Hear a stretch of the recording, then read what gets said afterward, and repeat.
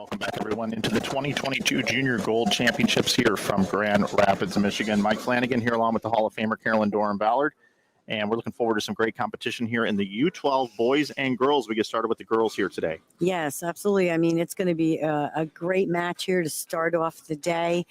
Some great young talent. I mean, we talked about this previously, but a lot of two-handers coming up even in that U12 rank, not with the girls, but we're going to see that moving forward. But yeah, it's some great talent. Yeah, absolutely. And, always the U12, I can't get over just how amazing these kids are.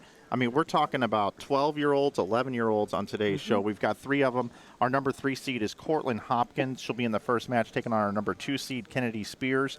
And then our number 1 seed, Sadriana Erb, our top seed, will have to be defeated twice here in the true double elimination format. Yeah, I love that they have to be defeated twice. I was just talking to Jackie about that. And it's called a double elimination tournament, so the tournament leaders should have to lose twice. What I do see out of the U12 division that I think has definitely become much better as the sport evolves is they've become better spare shooters. We talk about that all the time about filling frames, especially at junior gold, because the conditions are so tough. But 10 years ago, you didn't see, you saw more open frames. Now you actually see people with a sparing system. They know what they're doing. They're more knowledgeable about the game. And I think that's a credit to not only them as athletes, but to their parents and to their coaches. Yeah, Junior Gold 2022. This is our second show that we've had. We had the U20, of course, already, where we had Justin Bone win in the U20 division, along with Anna Callan. So congratulations to those 2 players on our first show we had about a week ago. 2 more shows coming up for you today as well. We have the U15 and the U18 boys and girls, but right now it's the U12. And last year the competition was pretty fierce and pretty competitive. We're looking forward to it again here this year. Because we do have match play going on the other end of the bowling center, Rob Gottschall is addressing the crowd, introducing the players. Cannot do it on the PA system because we've got the end of match play happening in U18 and U15 girls here at Fairlanes Bowling Center. Not that I think they would hear him anyway if we were on a microphone, because it's pretty intense down there and everybody's pretty focused on what they're trying to do. But it is a unique experience where we're just kind of listening there. But yeah, it's very exciting, and we have a nice crowd. Actually, we do. We have a great crowd here early this morning as we get going. Asking everyone to silence their cell phones, and I think Rob's got his last announcement. And a round of applause. Here we go. Got the fist pump. All good.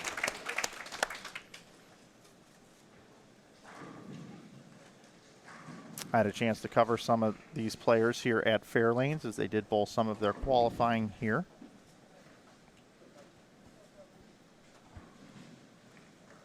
We get things started here with our number 3 seed, Cortland Hopkins. Cortland is 12 years old from Dickinson, Texas. Great opening shot there. Look at that. No jitters at all. Now we get our first look at Kennedy Spears. We take a look at Cortland's shot one more time. Look at this right here, right on line. 6 into the 10. They're playing a little more direct to the pocket. Kennedy is 12 years old from Glen Ellen, Illinois. Choosing to use urethane today. Misses just a little bit left, but leaves herself an easy spare. Kennedy goes to Glenside Middle School. Favorite pro bowler is A.J. Johnson, right there outside the Chicago area. Great role model for young Kennedy. All 3 players on today's show are traditional one-handed bowlers where they put the fingers and the thumb in the ball. Nice cover there, switches to her spare ball.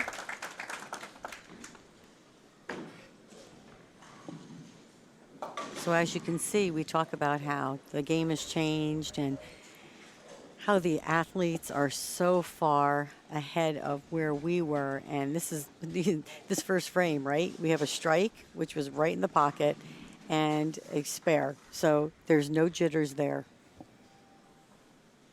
Kennedy has a great support system. Her grandfather, Roman Barnes, here, and grandmother, Valerie Spears. Wanted to also shout out Charlene Sample, family friend that is also here today.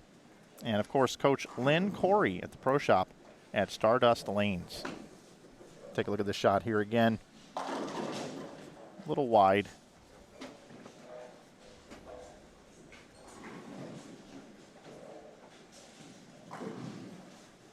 When I was talking to the players ahead of time, they seemed a little nervous. I told them to relax, have fun. They didn't feel good. Go ahead and reset the shot if they needed to.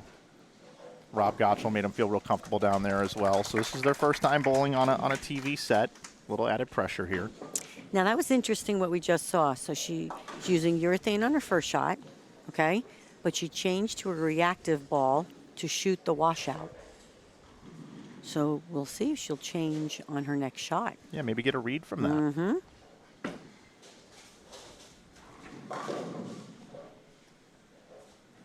See that shot a little bit right at target. Has no chance to recover and get back to the strike pocket. 4-step delivery. Good fundamentals. Gets that ball just a little right. As you could see on her first shot, she got it left of that first tracer. Yes, thank you. There you go, between the first and second tracer. Very direct to the pocket right there. Great spare shot, which really is her strike line. So again, not much area to the right, using a ball that doesn't hook very much. So we'll see her just be a little bit more straighter to the pocket. That's like a great strike ball there. Players here are tested. They bowled 4 qualifying squads, 4 games in each across 4 different patterns. That's 16 games. They also bowled 4 in the advancers round in this division. So that was a 5th pattern. And then in the double elimination match play they went through was a 6th pattern. They're bowling on a 7th pattern here today on the show. Okay, so my question is it really a 7th pattern, or is it like we talked about in the U20? Could it be a flip of the coin and maybe be one of the ones they already bowled on? It could be. If it would be, I would say it would be one of the medium patterns, but we don't know because they do not disclose that information. Nick Hoagland here on site, he does all the testing and the lane patterns, and just not a good shot there by Cortland. No, she pulled both of those shots to the left. She's been much more direct and in front. So she just needs to regroup, go back to what she did her first 2 frames, and start over. I see an oil ring buildup here on this bowling ball. And Kennedy has decided to stick with the urethane.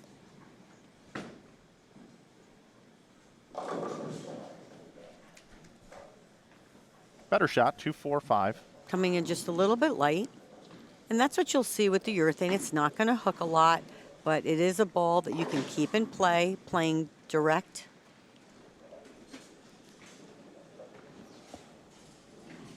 Just like Cortland. Pretty direct to the pocket. Again, with some of the patterns being as tough as they are, you just basically need to do what you need to do to hit the head pin.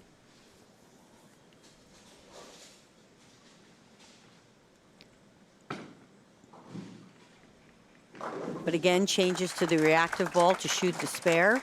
4-step delivery, good fundamentals. And again, we talk about that. Gets the ball started into the swing.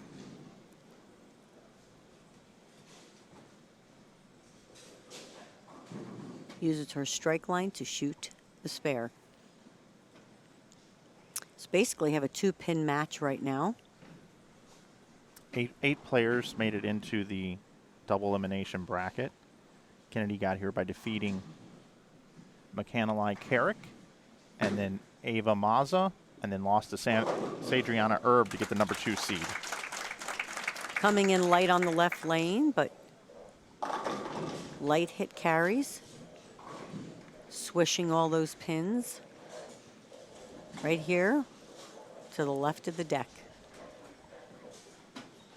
Cortland Hopkins up very quickly. She knows what the task is at hand. Coming in light, Oh. not getting the mixer, leaving the 5-7. Do we still call that the paralyzer? I never called it the paralyzer. Okay. But okay, if you'd like to, we can. Good shot here. Right there, you could see the tracer right to the left of the tracer. Perfect shot. That's where she was on the left lane. Just a bad break. Now, if I remember correctly, this is a 3-2 adjustment. You pick it every time? 3 and 2. Do you really want to know what I moved for the 5-7? You know I nail a 5-7 every like time. I have eyes, and a 4-5. Here's a tip, folks, coming up. Yep. What is it? I moved 6 to 7 left and used my strike target. 6 to 7 left. Uh-huh. Yep. It's quite a move. I'm a moving kind of gal. I'm not afraid. I'm not afraid. Going just a little bit high, maybe making that adjustment.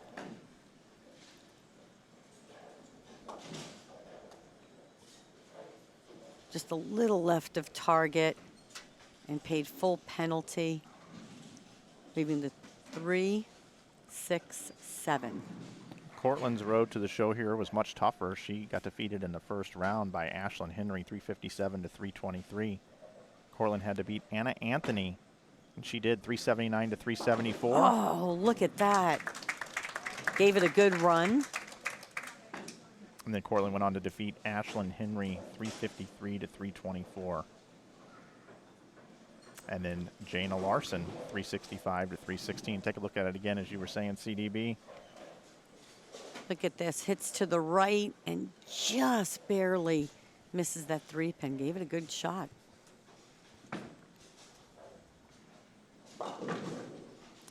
So as we can see on this pattern, when they get it just a little bit right of that tracer, there is no recovery. Also, though, using urethane, that's going to carry the oil down just a little bit quicker. And when they get it to the right, there is no recovery.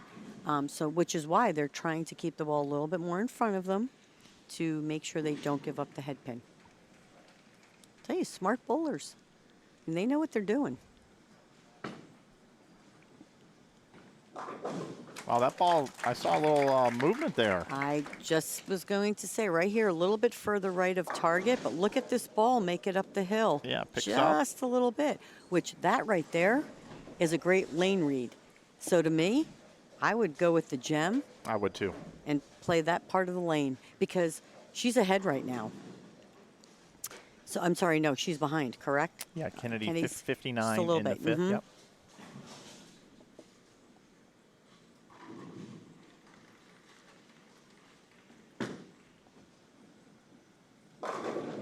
Well, it's a beautiful shot right there with the urethane. Great shot, very direct. Rolls it right off of her hand. Nice rotation from underneath. Let's go ahead and take Great a look at the start. scoreboard. I think we may have called that incorrectly. Cortland Hopkins there, 59 in the 5th. You are correct, CDB. That's okay.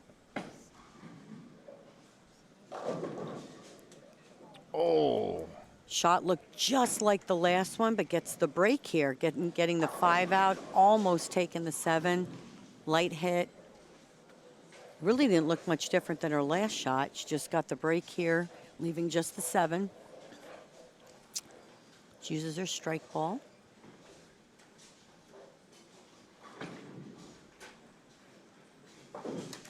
Nice cover, nice and Covers it straight. nicely. You know, I had mentioned the name Anna Anthony with the bracket. Anna Anthony was our tournament leader through all of qualifying through the advancers round. She led this tournament by over 300 pins. Anna Anthony, one to watch for in the future. She got defeated in the double elimination match play bracket, but a name to watch for, Anna Anthony. Shout out to her for leading by over 300 pins. Going just a little high, leaving the 10 pin. I have to tell you, I'm enjoying this. Here's a lesson. Lanes are tough. They really don't know what they're bowling on, right? We can't really tell what they're bowling on, but they are trying to keep the ball in the pocket and then making the spares. I love it. Simple, keeping it simple. Yep, junior gold. This tournament's not built to make the bowlers feel good about themselves. It's a true test to just see how good you are. That ball bounced out of the gutter. We'll have to get a score correction there. That was a unique way of putting that.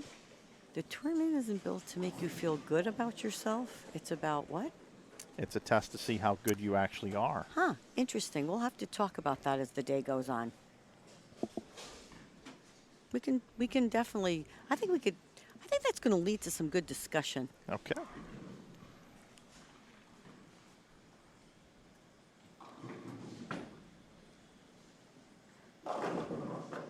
Oh, getting the light mixer with the urethane. Again, 2 great shots, rolling it nicely off her hand. Look at this. Get out of there, 7-pin. It's first double. Increasing her lead.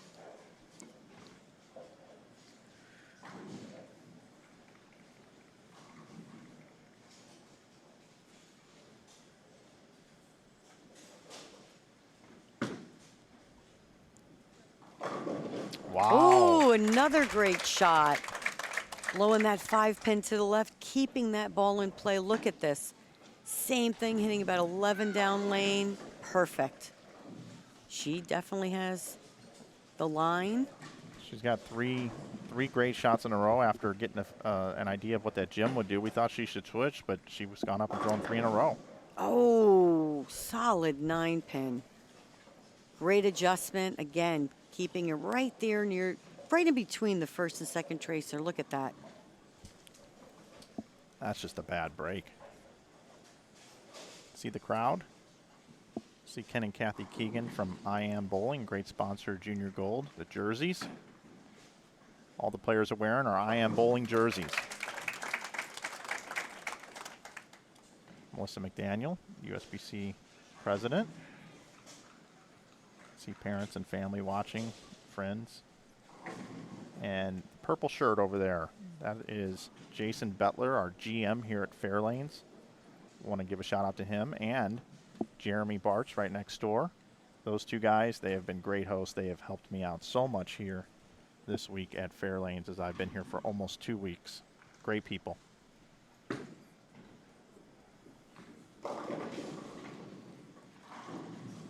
Coming in just a little bit light, leaving the 2, 4, 5, 7.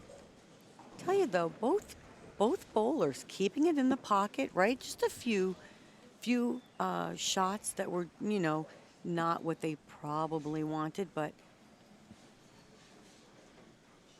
having a game plan on how to keep it in the pocket and then just make the spares. Excellent.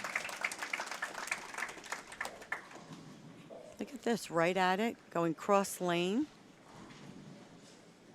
Textbook. So the max score for Cortland is 153. Kennedy got a big number left out there. 234.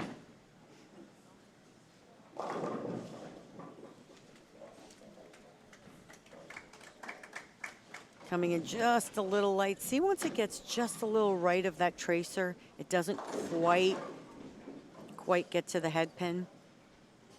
Again, just playing a little more direct, but leaves herself an easy spare. Definitely, the match is over. So when she makes the spare, if she wanted to, or if her coach suggested, possibly trying that other ball on the 10th frame.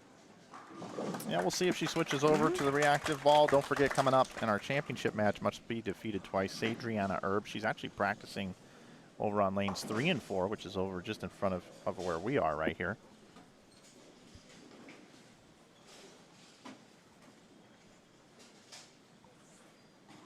.213 now the max for Kennedy. She's got this one locked up, of course. She will go on to bowl for the title.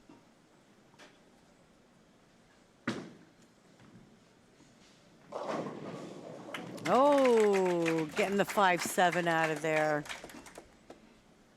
Creating a great look with urethane. Tell you, she may not change, shooting possibly 213, right? Yep. Only one missed makeable in there. Mm-hmm. Very solid game. You got the triple in the 6th, 7th, and the 8th. The way the pins are falling today is a little old school. Yeah.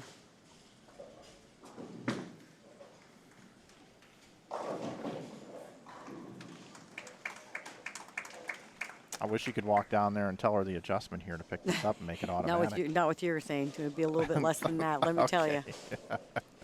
Urethane. Especially on as long as it's going down the lane, right? Yeah, not 6 left. No. Maybe 4, 3? 3. Okay. 3. I think she's going to pick it up here. Up, catches a little bit of the 5 pin, a little too much of it there. But what a great game. 202.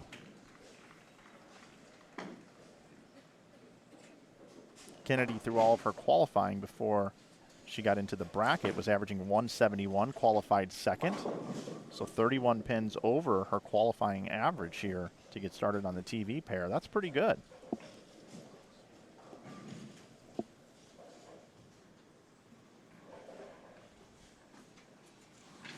Cortland was the number 6 qualifier in the bracket.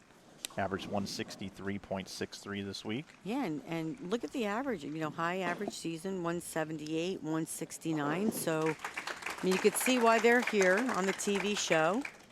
7th grade and 6th grade. I mean, really, what great talent.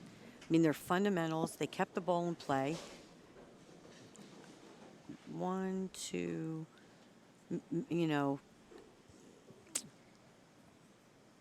Two mismakeables and two splits. You can't do much about that. No. But again, first time on TV, right? Yep. I think both girls kept the ball in play very well. Yeah, to come to Junior Gold and make the TV show and finish in the top 3, that's a great start to your career. So congratulations to Cortland Hopkins coming home 3rd here at the 2022 U12 Junior Gold Championships right here in Grand Rapids, Michigan. Carolyn, we have 8 total centers here, part of Junior Gold this year. Not only 4 in the Grand Rapids area, but we also have 2 in Muskegon, which is about 50 minutes west, and 2 over in Lansing also. Great support here in the state of Michigan. Oh, definitely. I mean, a little bit of a drive, but all of the centers were very accommodating to all of the bowlers and the participants, obviously, their parents and coaches as well. Because we, on some of the centers, we had a lot of people in the bowling center, rooting on. They brought, mom, dad, the coach, aunts, uncles, tons of grandparents here. So it was nice to see everybody supporting whoever they were there watching. But also it was nice to see all of the bowlers being supported by the people inside the bowling center, the staff. Yep, absolutely. So Sadriana's going to take a few practice shots. I think we have a few words from our sponsors. We'll be right back here at Junior Gold U20 Girls Championship match coming up. Ever since the 1890s, when Brunswick first got into bowling, we've always had the passion and we've always tried to create and innovate new products. Bowlers' interests are always changing, whether it's ball color, ball motion, lane conditions, and performance. At Brunswick, we always try to improve performance and discover new colors to meet those bowlers' tastes. Whether it's outstanding performance, beautiful colors, or just how it feels in your hands, Brunswick is bowling.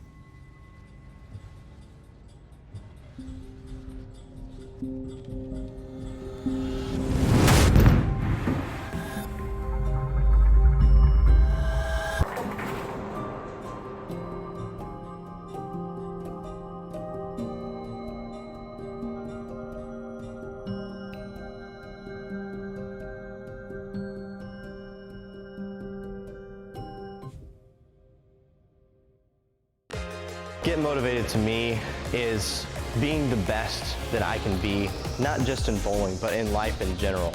What drives me is to be the greatest player that's ever played the game.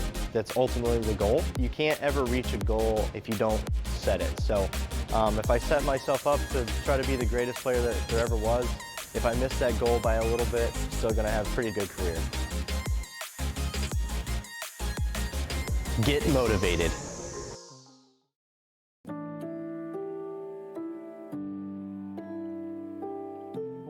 Professional tournaments. We won a lot of tournaments worldwide. I mean, we won more in the last 10 years worldwide than any company.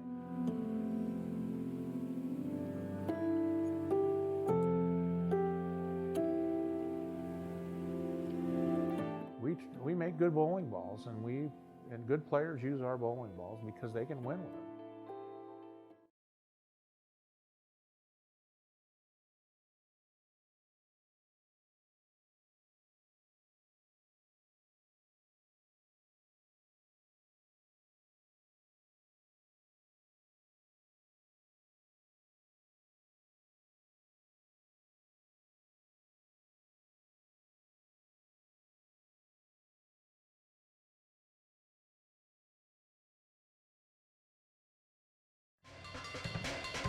I'm swimming in my head. I've been dreaming on the edge. Gotta follow what I know. Visions in the night, captivated by the light. I'm surrounded by the glow.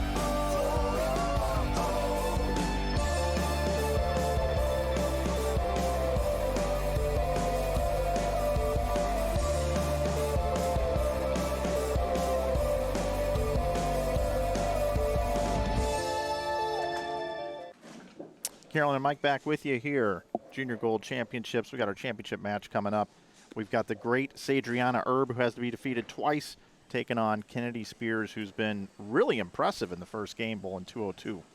Yeah, it's going to be interesting to see. She did not throw the gem on her fill shot, so I'm going to assume she's going to stay with urethane. Again, she bowled a great game. She was able to control the pocket, so why change? But know that that option's there.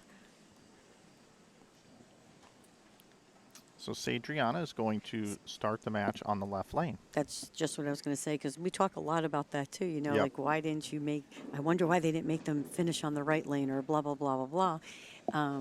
So start first. She'll finish last. Because they're playing so direct, I'm not really seeing too much difference between the two lanes. We saw some characteristics that were consistent across our first couple of shows we did with the USA Bowling shows, as well as the U20. We'll see if we see anything here in the girls or the boys here in the U12 division. Mm-hmm. Playing close to the same line as we're seeing that 11-12 down lane. That one looked just a little bit slow. I saw her practicing over here. She had some really nice ball speed. But again, this is for the championship, which is different than the semi-match. Not that I'm putting an emphasis on one over the other, but I mean, it is for a victory, right? It is. So I would say that's just, opening jitters a little bit. She leaves herself a spare. She changes to urethane to shoot the spare. And there is a spare for the 12-year-old from Farmington, New York. And I think we're starting to see a lot of that. And here's an example of it with the U12 division, in that you're only allowed 5 bowling balls here at Junior Gold. You bowl on 8 patterns, but you get 5 bowling balls. And some of the bowlers are opting to take that plastic ball out, put a urethane ball in, which can be used as a spare ball and a strike ball.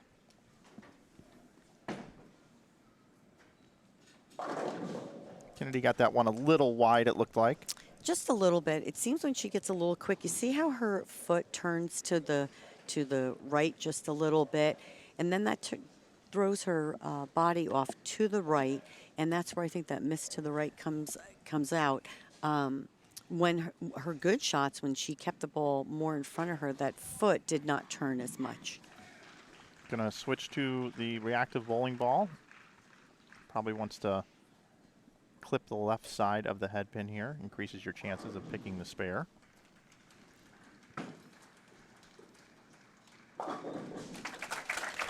Picture perfect. I don't believe, and I'm going to go out on a limb because I should have looked at the score, but I think she's made all her spares. I believe she has. I wish I had kept that sheet. I forgot, but I'm almost positive she did. She may have had one open, if I remember Was correctly. it? Okay. But let's just say she's been picking up most of her spares. Okay. I know that we are Okay, correct then in I won't that say statement. that. Okay. Got to be so politically I correct. have been impressed though with her spare shooting. She has Yes, made very a much lot of so. spares. I like the strategy too. There we go, a little more direct, coming with that light hit, not getting the mixer like she did earlier. We've seen 3 5-7s on the left lane. Which tells you that that's just the ball deflecting. As you can see, the ball is going right off the deck. Ball's deflecting just a little bit, not cutting through the pins to create that action that we want. But again, she'll move a little bit left, use her strike target to see if we can slide that 5 into the 7.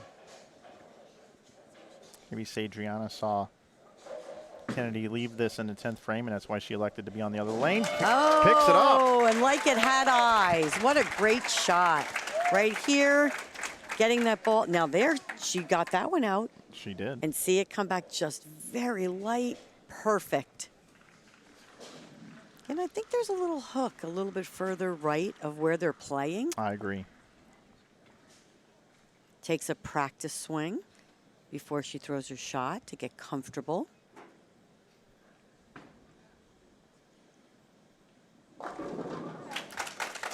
Well, a break. Crossover on the Brooklyn.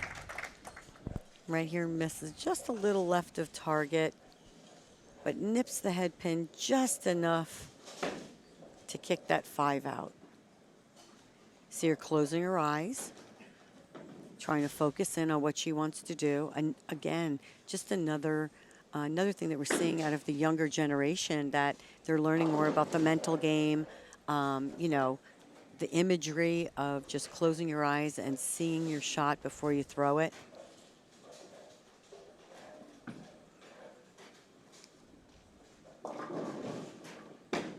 Going just a little high. I actually like where she's playing. I think that's the spot. Just think she needs to increase her ball speed just a little bit, and I think she'll be fine. But she leaves herself a 6-pin, changes again to a urethane ball, shoot the spare. Adriana's 12 years old. She is in middle school at Canandaigua Middle School back in Farmington, New York, back home. Her favorite Pro Bowler, Liz Johnson. She's also become decent friends with Liz Johnson. Also likes Andrew Anderson. A couple of good role models there. Great spare, 5 frames, 2 and 3, clean, out of a U12 division. Lots has changed. Lots has changed. Is that right? Lots has changed. Lots? No, a lot has changed is what I'm trying to say. Over the years, because the U12 are so much more talented than they were years ago. You know, they're just ahead of the curve. They are, and that one almost curved into the 1-3. She's moved, it looked like she's moved Right, right. yep. Just barely hitting that head pin, getting the break and leaving the 2-pin, knocking out the 7.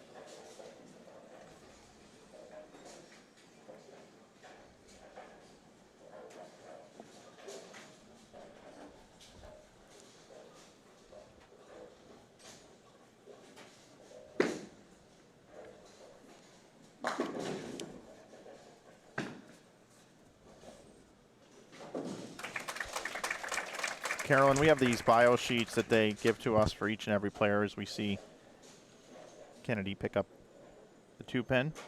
And it always fascinates me, what do you want to be when you grow up? Kennedy, no surprise, wants to be a PWBA Pro Bowler. Okay. She wants to be you.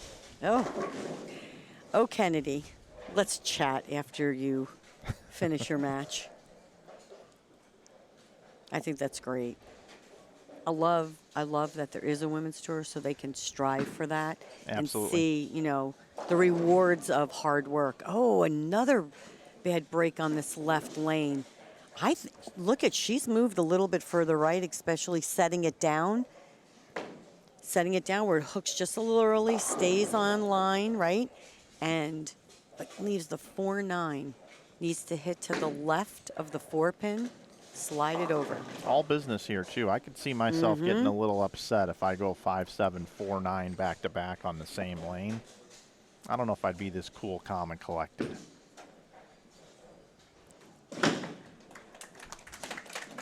You may hear some bowling balls going down the lane. Our U12 boys are starting to warm up on lanes 3 and 4. Again, don't forget, coming up, we got Ridgely Potter Jr. This kid's a phenomenal talent He's the number 3 seed looking to try to run the ladder, but he's got a couple of great opponents. He's got to go up against Ryan Campbell, our number 2 seed, and Isaiah Derflinger coming up right after the U12 girls final. And don't forget, I did see a couple of people here in our Bowl TV chat asking, is it true double elimination? And yes, it is. Sadriana Erb will have to be defeated twice. We mentioned at the top of the show. Just a reminder for everybody, must be defeated twice.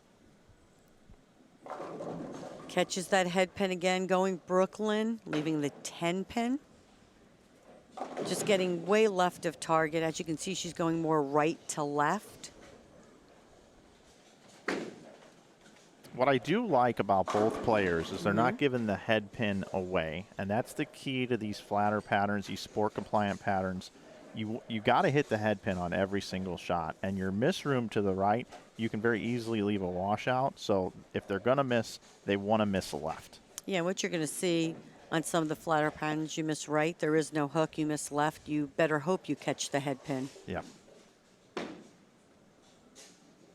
Oh, misses the spare open frame.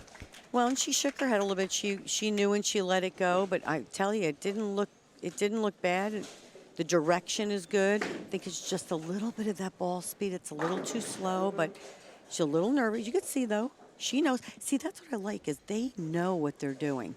They know, okay, let's regroup, go through my pre-shot routine again, and let's get right back on it. That one, she threw a little bit harder.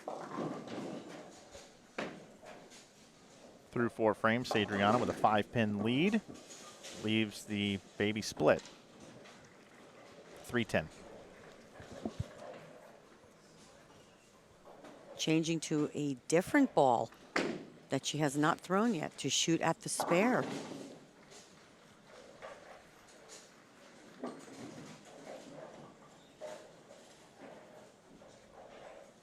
Taking her time. I like this. Yep, takes her practice swing, goes through her pre-shot routine. I love it.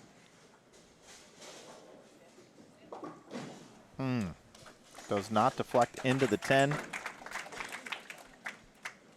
Right here gets just a little left. It looked pretty good, and then just right at the end, just takes out the 3-pin hooks just a little bit.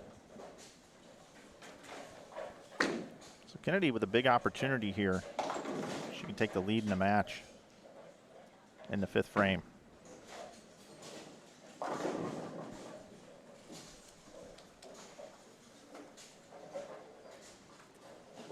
Missing the head pin to the right just a little bit. Again, when you get that ball just a little right, it does not read, but leaving the 1-2.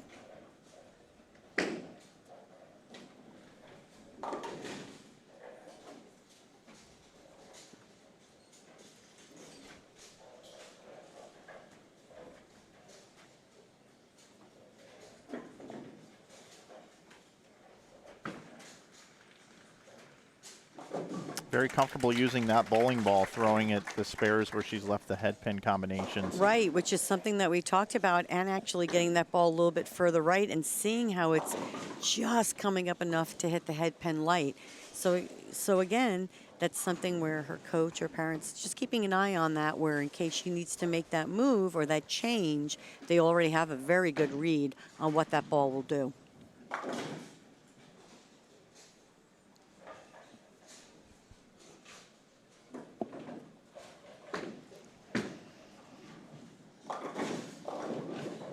Ooh, no trip 2-pin, but still an easy spare.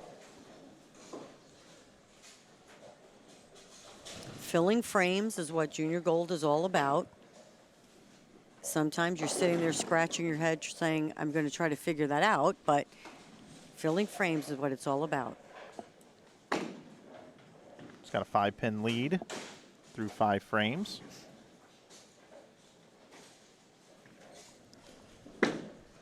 Anybody's match right now, halfway through.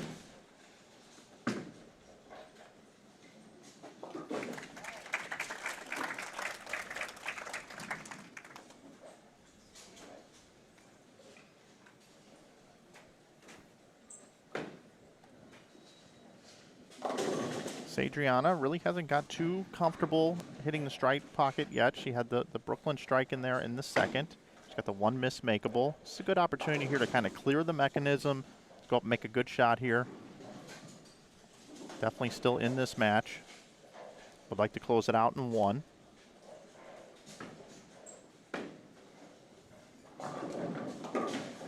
Crossing over again, leaves the 5-pin. I think she's actually coming out of the ball and rotating it very nicely. I think she just needs to move her feet a couple boards to the left and do the same thing. And I think she'd be right there in the pocket. Yeah, I think there's two options here, right? You've got the option you just mentioned, or you move your eyes slightly right, but you have to be careful if you move your eyes right of that bowling ball going to the outside part of the lane, hitting the out of bounds and not wanting to hook in. Definitely, you know, I want to say this is a little bit of a shorter medium pattern because of seeing that hook around that 5-6 board, but probably tend to go towards more of the medium pattern. Now that spare shot was pretty good there. She Spare trusted shot was that one. excellent, yes. So as you can see, the scoreboard does tell the story here through 5 frames. 5-pin lead right now for Kennedy Spears.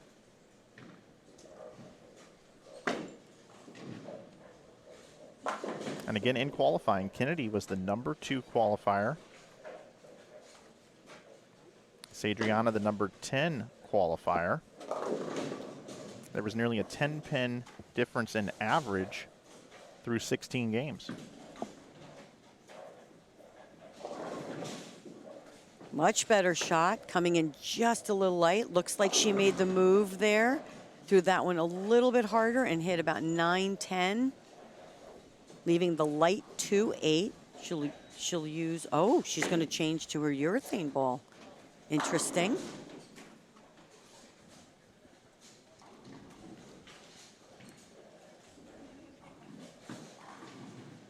Shooting straight at it. Perfect. Great cover.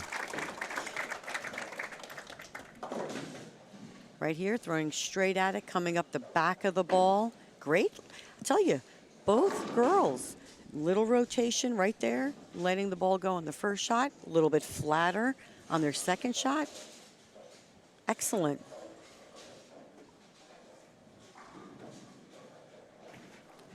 Three-pin game here. That's the first really bad shot that we've seen get away from Kennedy on this final so far. And I think that's a little bit, like I said, I mentioned earlier, where that foot turns just a little bit too early and her body gets out of position. So it caused her to try to get that ball back in line with what she wanted to do. She will change again to a reactive ball to shoot the spare. But both ladies making great shots, though, really, throughout the matches. We saw Sadriana go back. She's talking with her dad, William. Wanted to give a shout-out also to her mom, Danielle.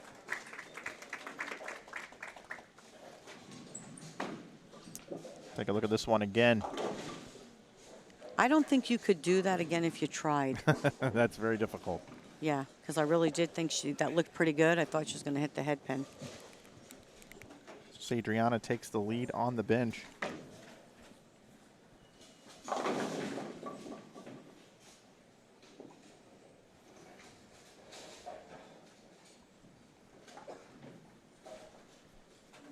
Kennedy up in the 8th.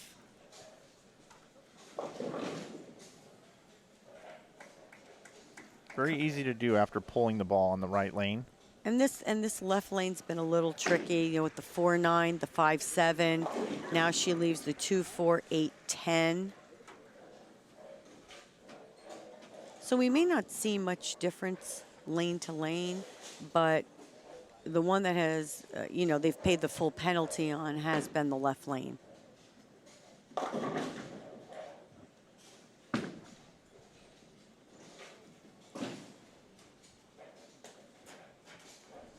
Fails to get any on that spare attempt, so now 112 in the 8th.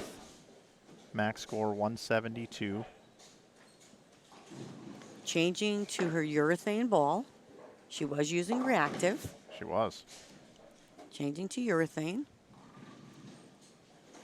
Probably going to play in around the same part of the lane, and it should give her a better chance to hit the 1-3. Won't hook early on her.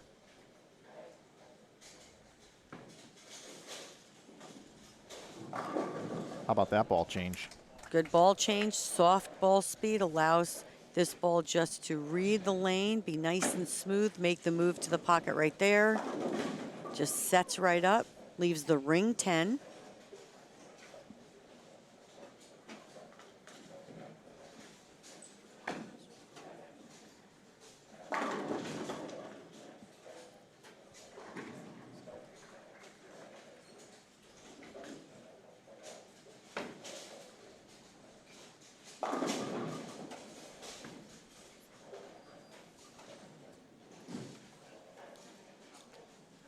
Having some difficulty getting that ball to slide over to the 10-pin spot. Looks like she got a little too much of it at the bottom of the swing there. Yeah, and just missed her target, probably just a little left. So she'll regroup. Still ahead in this match by 11. But a mark here in the 9th would set her up for the 10th, apply some pressure to her opponent.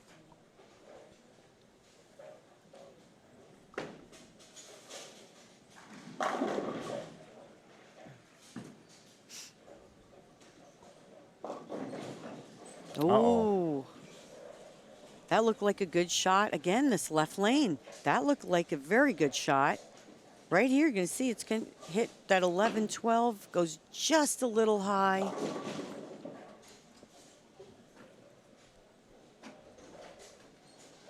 Leaving the 4-6. I know she looked over at the side. Is there something? Might be a, oh, there's a pin in the gutter, or let's see. Changing to a reactive ball. Oh. Let that little smile there. Gives it a chance. Still ahead of the match right now, but, right? With the mark here in the 9th, this match could be tie. Correct? Yes. Come on, check my math. Could be tied up.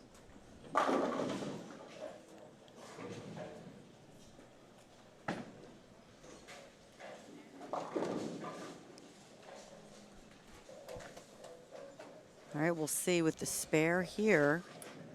We are tied going into the 10th frame. She leaves the 2-7.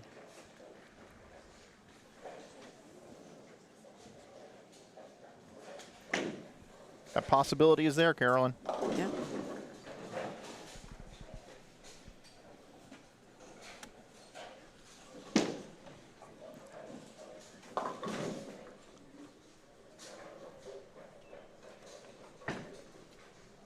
Giving it a shot. Oh!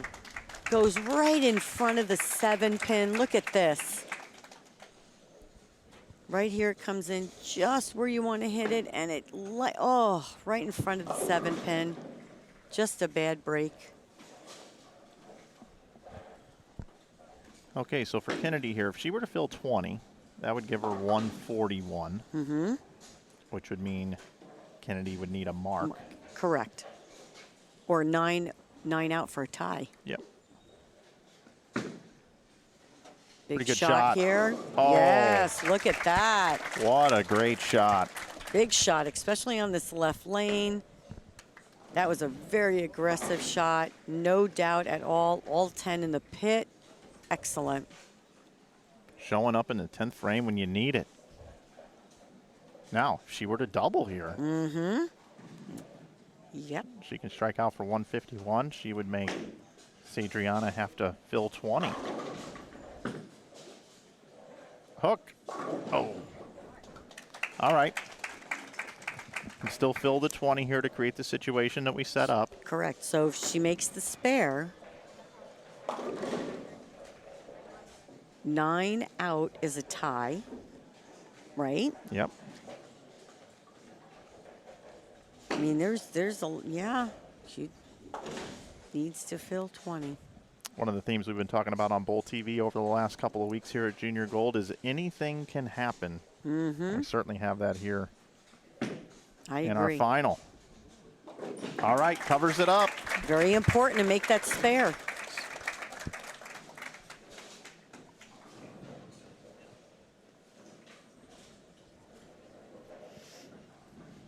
So I guess you could say fate is in her hands, right? Certainly is. A mark will do it. She'll be the U12 girls champion with a mark.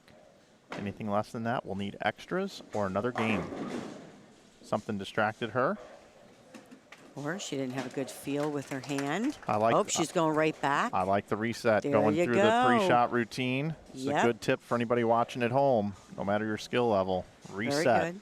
She looked over here, too. I wonder if that caught her or something. She just I love it. Resetting. It's a big shot. She's going to wait for them to get done bowling. Yeah, they are rapid fire practicing over there. They are all excited for their final match here over on 3 and 4. They are practicing the U12 boys.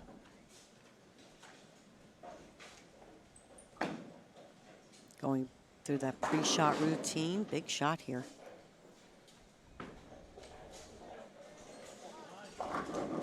Oh, and she gets just a little high, but carries that Brooklyn right here. You think it's going to set, and just enough to the left. Well, with that there, that's your winning shot.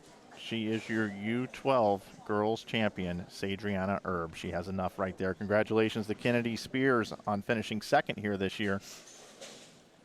Sadriana, your number 1 seed, gets it done in 1 game. Great Light shot. mixer, look at that. What a great shot that was. Became very comfortable once that changed to urethane. Much better look to the pocket with softer speed. It gave her the opportunity to play the lanes just where she was. Great shots when she needed them.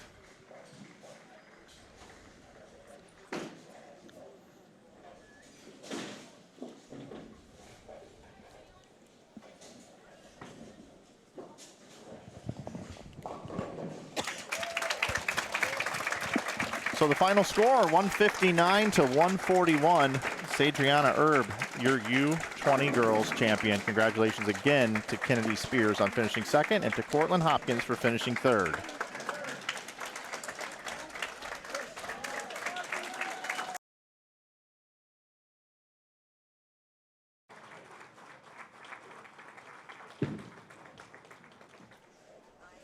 With Sadriana Erb, the U12 women's champion. So you looked a little nervous there at the start. I know you have a little bit slower ball speed. You have a great game, though, but you made a crucial ball change in the middle of the game that wound up being the winner for you. What went through your mind to make that change? Actually, my dad was the one to tell me to change it, but I was practicing it every single shot, and on the breakdown, it was working perfectly. And then when it finally broke down, I was like, okay, of course, I'll throw it. And then, of course, then I just struck, and I was super happy. Okay, and I'm going to ask you this question, too. So what was your thought process coming into the TV show today? My thought process today was just have fun. Like, you're guaranteed second place because I'm in first. I had 2 shots at it even if I lost. And I was just really excited because, yeah, it was just fun. Well, you bowled fantastic. You made a great change there in the middle of the game and made some wonderful shots in that 10th frame. So congratulations to you. You truly are one of our stars of the future. Back to you, Mike. Thank you very much, Carolyn. See Nick Hoagland out there oiling the lanes. Congratulations to Michael Reynolds, who won our giveaway. Brunswick Defender bowling ball. Congratulations, Michael. Our marketing team will get in touch with you in the near future. Check your email. We'll get that bowling ball out to you thanks to our friends at Brunswick. Well, U12 girls are in the books.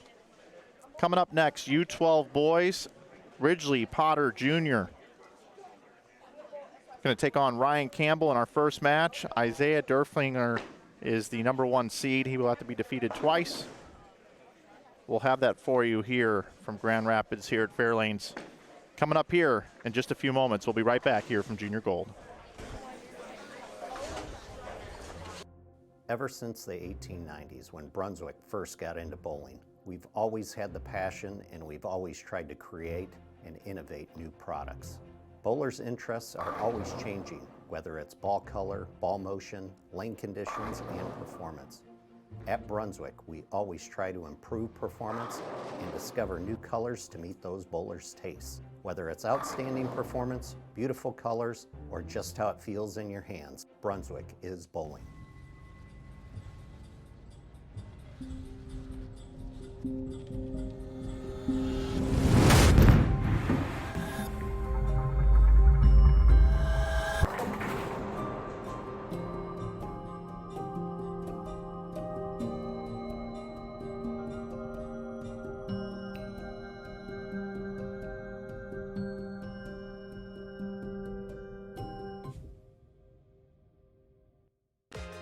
Get motivated to me is being the best that I can be, not just in bowling, but in life in general. What drives me is to be the greatest player that's ever played the game. That's ultimately the goal. You can't ever reach a goal if you don't set it. So if I set myself up to try to be the greatest player that there ever was, if I miss that goal by a little bit, I'm still gonna have a pretty good career. Get motivated.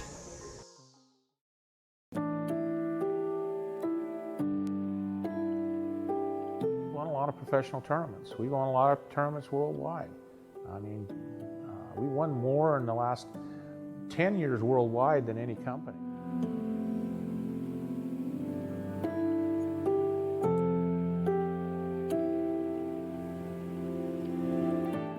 We make good bowling balls, and good players use our bowling balls because they can win with them.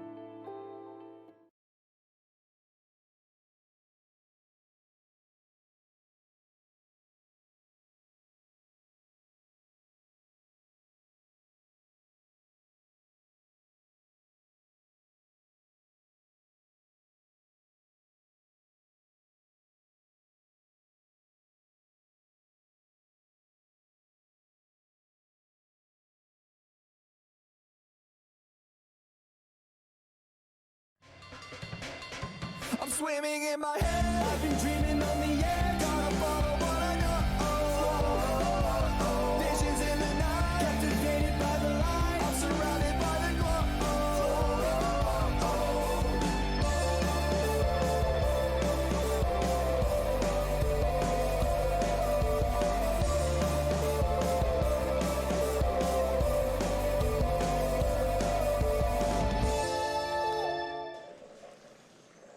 Hello again, everyone, and welcome back to the 2022 Junior Gold Championships. Mike Flanagan and Carolyn Doran-Ballard back with you here. We have the U12 boys coming up. And Carolyn, I'm pretty excited about this because I had the U12 boys when I was streaming live on Bowl TV here in this bowling center here at Fairlanes. And on day number 1, I was introduced to a young man by the name of Ridgely Potter Jr. Okay. And he's a traditional player, throws it with his fingers and his thumb in the ball. And he's going to bowl a couple of two-handers here tonight. And he's bowling against Ryan Campbell's the number 2 seed. And a kid I fell in love with in a little bit of time. I spent some time with him. I'll talk about it later. But Isaiah Derflinger, another two-hander, he must be defeated twice. Yeah, it's going to be interesting to see. But again, this is what we're seeing now. Even, what is it? And I'm going to just take a stab at numbers, right? 5 to 7 years ago, you didn't see two-handers in the U12 division, right? Now, you'd be looking at me going, oh, where are the traditional bowlers, exactly. right? So we're used to seeing at least 2 in the field. If you're cutting to 5, usually you have 3. If you're cutting to 3, usually you have 2. This is no surprise, and we're going to see more of it. Yet on the other hand, let's not count out our traditional bowlers. I want to make that perfectly clear. There's nothing wrong with that, because the interesting part of that, look at the rev rate. This kid is producing at the age of, and I don't even want to say he's 12. He's not 12, I don't think, is he? If I'm not mistaken, I don't want to quote his age incorrectly. But we have no sheets. But, I mean, it's unbelievable how young. Where is he? Got Ridgely at 12, Isaiah at 12, and Ryan is 11. So you're talking about 11 and 12 years already creating rev rates that you could have only hoped for at the age of 25. You know what I mean? So I don't count anybody out, but two-handed bowling is here to stay, and we're going to see it at a much younger age, and we are going to start seeing it more with women. And at this time, I'd like to recognize them. First, the USBC president, Miss Melissa McDaniel. The IBC Youth Chair, please welcome Chrissy Kent. The CEO of Bowling.com, Ben Dodson. And the owners of I Am Bowling, powered by Logo Infusion, Kathy and Ken Keegan. We'd also like to thank Jason Butler and his staff here at Fairlanes for their hospitality and support of the Junior Gold Championships. Now, ladies and gentlemen, it's time to meet our players. In our opening match, he qualified 3rd this week. He hails from Clinton, South Carolina. Please put your hands together for Ryan Campbell.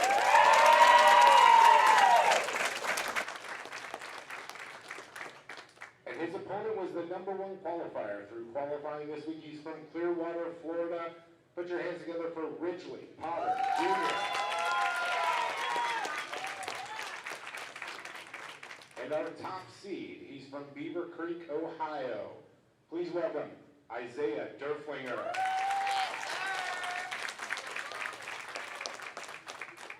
Ladies and gentlemen, on behalf of the Junior Gold Tournament team, we'd like to thank all the parents, families, and spectators for their support this week. So please put a hand together for yourselves. One reminder, bowling fans, we ask that you silence your cell phones to prevent any distractions to our athletes.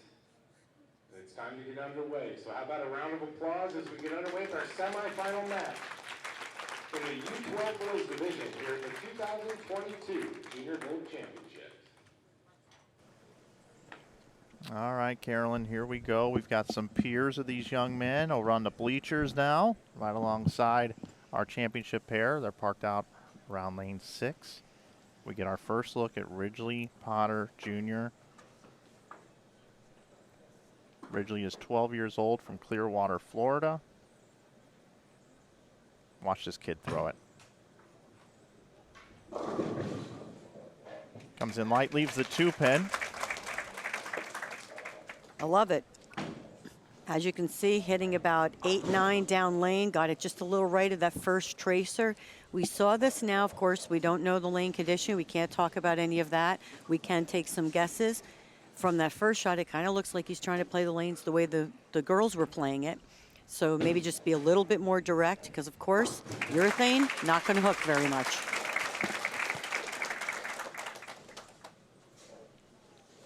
Ryan Campbell, our #2 seed, getting things started here on the right lane. He is a two-handed player. Ryan is 11 years old. He's the youngest on the show. He's from Clinton, South Carolina. Goes to Clinton Middle School, going into 7th grade.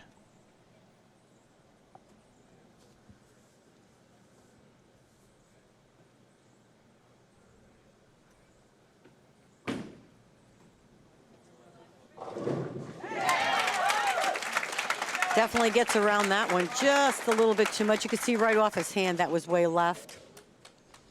Got on top of that one, but clips the head pin just enough to carry the Brooklyn. We've, you know, depending on what you were bowling on, we saw a lot of those. You were hoping that you were one of the ones that caught that, and you weren't on the other side of it, if I can say it that way. A little over a month ago, back on June 21st, bowled his first 800 series, bowled 801 in a tournament. I'm loving the red pants, too.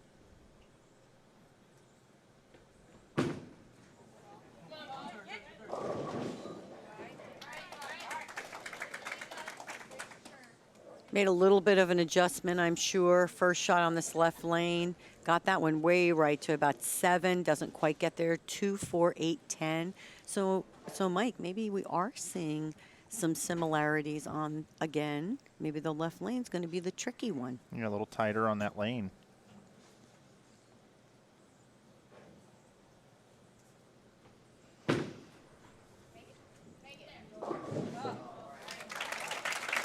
Ryan with the open frame in the second.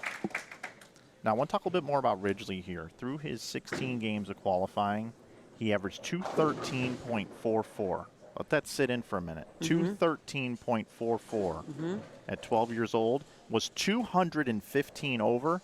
The only player plus in the entire field. Second was Miles Gordon at -1. And that's what I was going to focus on, and just the fact that that's how much he separated himself from the field.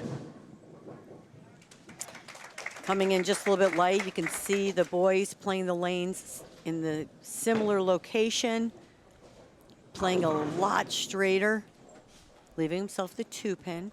Now, we did, when watching the girls, when we saw Kennedy change that reactive ball and hit a little bit right, it definitely started to hook up to the pocket. So it'll be interesting to see if any of the boys choose to even move a little right with the urethane. Yeah, Ridgely electing to throw at his spare with reactive, actually. Now, originally down the stretch in the advancers round, didn't have his best look. 153, 147, 142, 202, brought his average down to 193.29. He did lead at plus 59. Miles Gordon was second at minus 44. Originally, I've seen him bowl on 2 patterns in this center in his qualifying, used urethane both times. Still coming in just a little light, leaving the 4-7. Again, playing very direct, but hitting way right at that tracer. About that 7-8 board. Again, with the girls, we saw that 9-10 area more direct being the best look. So I would either chase this right, just a couple, like maybe even a 2-1, 2-2, so that your angles basically stay pretty much the same. If not, I'm not so sure you can't throw reactive. Flattening out his hand, very nice to shoot at the spare. Now, we've been talking up originally Potter Jr. here, but Ryan Campbell, after the advancers round, was 3rd overall, minus 205, 180 average.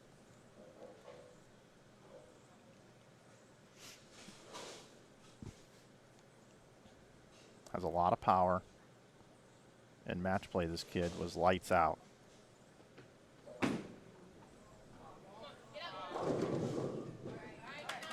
Much better shot. Just coming up a little light, making the adjustment. Great positioning at the line. Again, traditional or two-handed, still using the same break point, just getting there a little differently. His game is really elevated in the last year. His high book average, as we like to call it, I think we still call it that, 196, but his current average is 225. 29 pin pickup there. I think that's what you would call it, or I call it the house shot average. You know, your league average is your house shot average, right? Yep. Because basically most leagues are on a house shot unless specified. Changing balls to a plastic ball to shoot the spare and just gets around the spare ball a little bit, missing the 10 pin.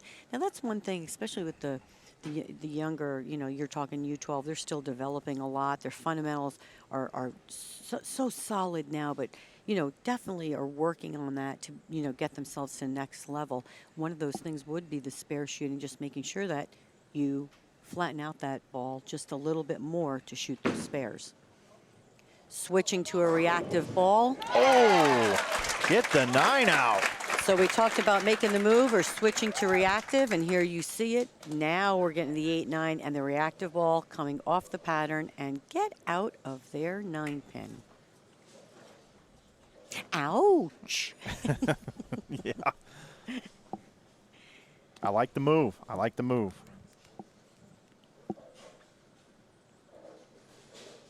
Originally goes to Berkeley Preparatory back home in Clearwater, Florida. It's got a hook.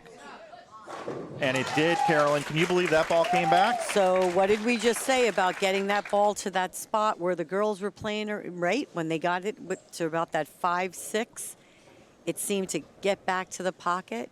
Perfect shot. And another great read for this left lane. This kid's got great fundamentals, traditional players we mentioned. He's become friends, and his favorite pro bowler is Verity Crawley, both living in Florida. You can kind of see a little Verity Crawley in this game. Got that one a little inside a target, but still a great shot. Leaving himself, see, you could see this right there. Hit about the second arrow, out to about 8. The other one was definitely right of maybe 10 to 5. I think just a slight adjustment on that left lane, just like you did on the right lane. Perfect.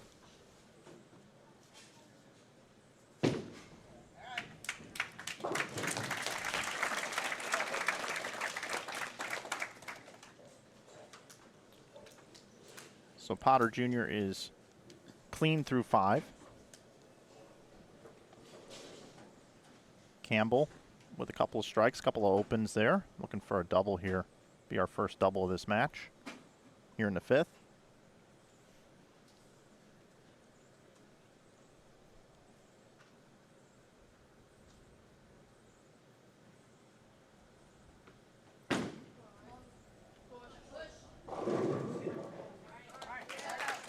Made the ball change on the right lane, too. Yeah, but got this one way inside of target. I mean, he's moved left a little bit. That's way too deep. As you can see, ball barely clips that head pin. That's where we see that this could be one of those shorter medium patterns, because once you get the ball left of a certain part on this lane, that's that 12, 13, there's no hold at all, which is telling you your move should be back to the right.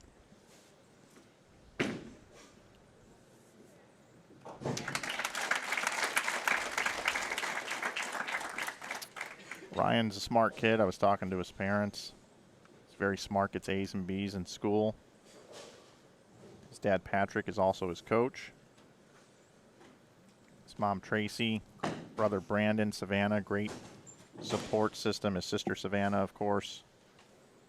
His coach, Kurt Ginn, at the Pro Shop back at Expo 300. Want to give a shout out to all those folks. And his dogs, Charlie and Chance, too.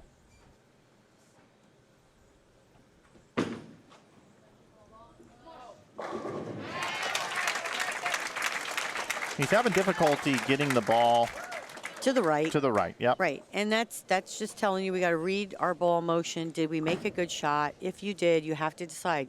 You can try to chase it left, but from what we're seeing after, again, watching the girls bowl and watching where the shots have hit the pocket, it seems like to the right of that 12 area is where you want to be.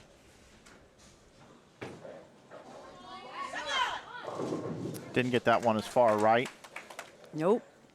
Coming in just a little light, gets it in. Looks like he slipped just a little bit there, too. He'll shoot straight again at the spare.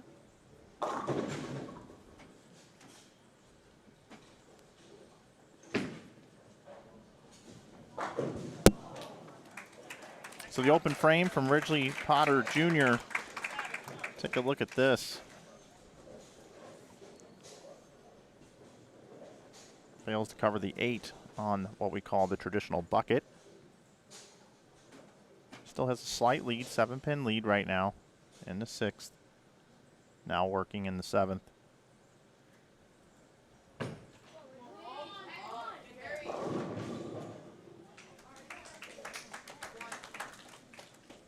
So again, pretty good shot. Rolls that right off his hand.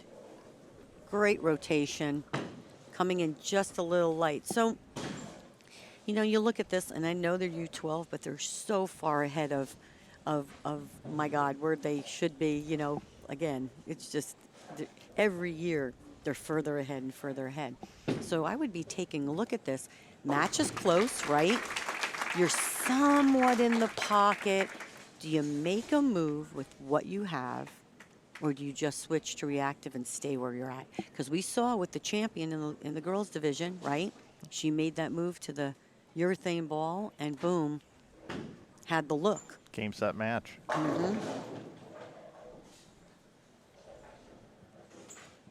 See if Ryan can get his eyes a little bit further right and get this ball further down the lane. There you go.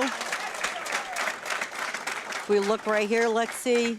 We're using our tracers, and there you go, 8, 9, 10. The projection much further right. Takes the lead in the match there. He's now up by 3. And also did not over-rotate that. A little bit more where he's just rolling it, not trying to hook it too much. Pushed nicely to the right. Perfect.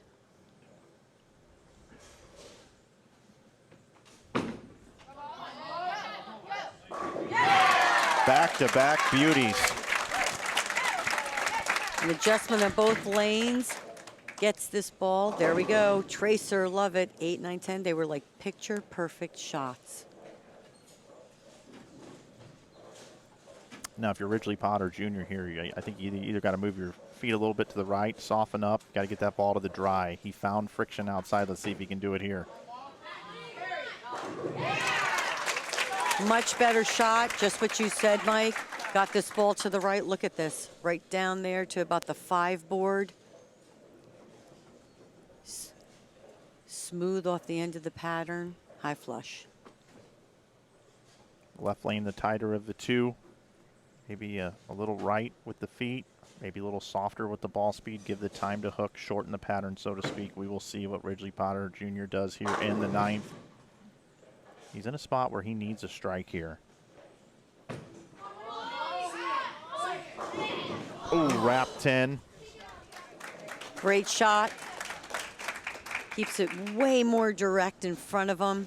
But look at that rotation. Those last 2 shots, wow, they were so good. Leaves the ring 10. I'm laughing because I see. I'm going to wait for him to shoot a spare first. Oh. So they leave the ring 10, and you know, I see it doesn't matter what age you are. They're throwing their hands up in there. They don't get. I can't believe that ring 10. And see, here's what goes through my head is I go like this. I leave a ring 10. And I go, God, it's spareable. Like right. I'm not even thinking that it didn't strike. I'm like, oh God, it's spareable.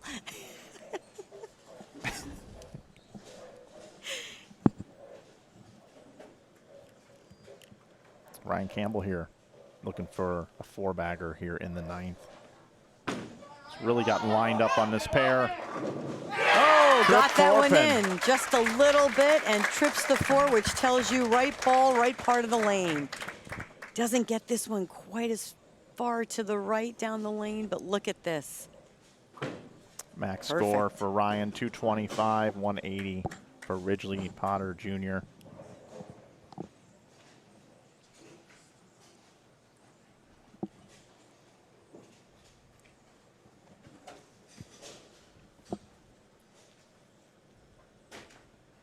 The winner gets Isaiah Derflinger.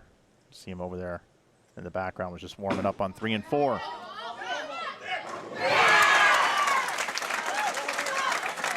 That secures the championship match for Ryan.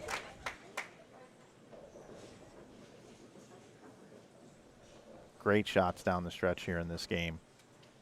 Can still max at 225. He's in the 2 teens already.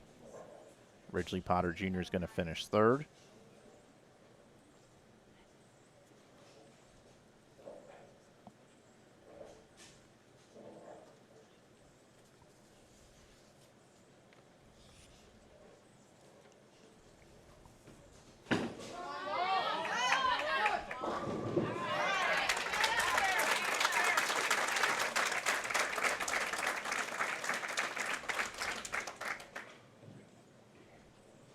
With a spare here, it'll be 213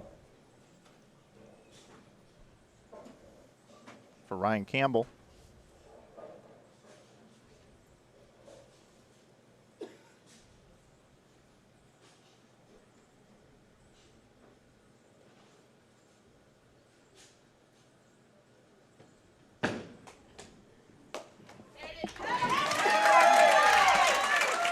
.213 the final score. Ridgely's going to finish up here. Few thank yous here from Ridgely to his mom, Kristen, to his dad, Ridgely Sr. Wants to thank his coaches, Scott DeBoer, and Coach Rick, and Coach Ruben for helping him with his game. Ridgely's a huge sports fan, loves all the Miami teams, a huge Dolphins fan, loves the Lightning. His favorite player, Jimmy Butler. Oh, not a bad choice. From the Heat.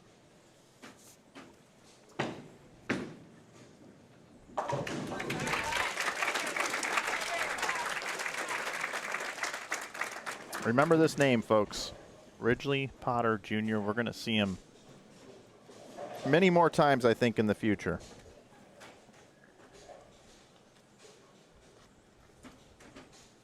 I think we're going to see all of these kids in the near future. The light mixer gets it out to the right. Good way to finish. 213, 170, your final score.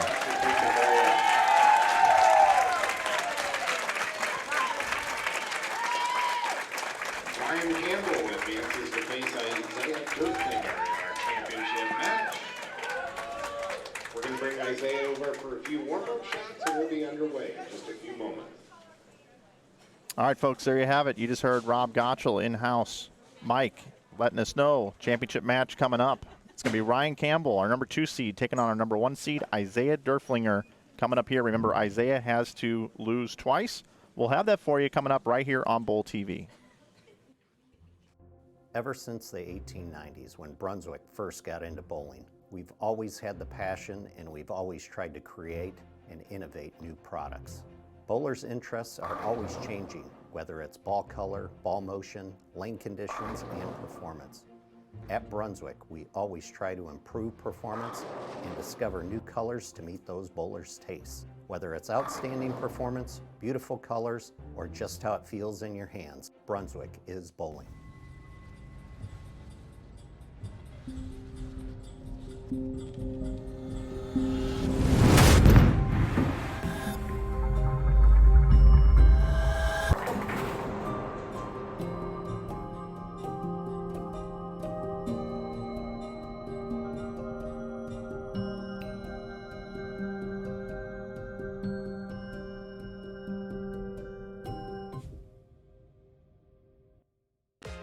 Get motivated to me is being the best that I can be, not just in bowling, but in life in general.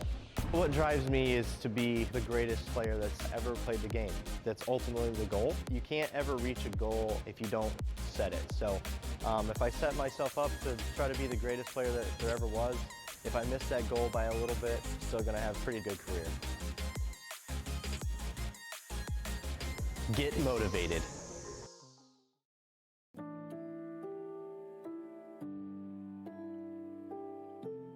Professional tournaments. We won a lot of tournaments worldwide. I mean, we won more in the last 10 years worldwide than any company.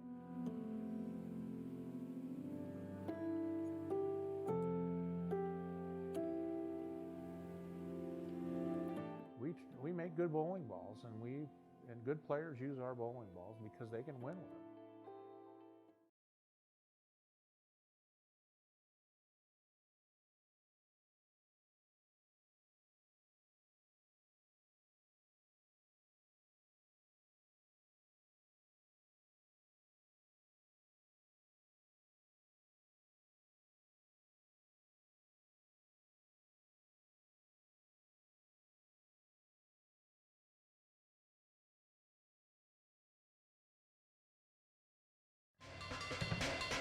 I'm swimming in my head. I've been dreaming on the air. Gotta follow what I know.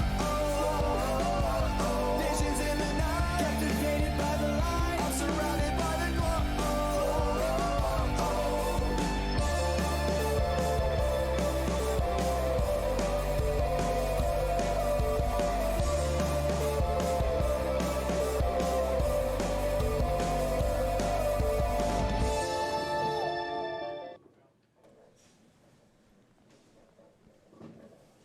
Welcome back.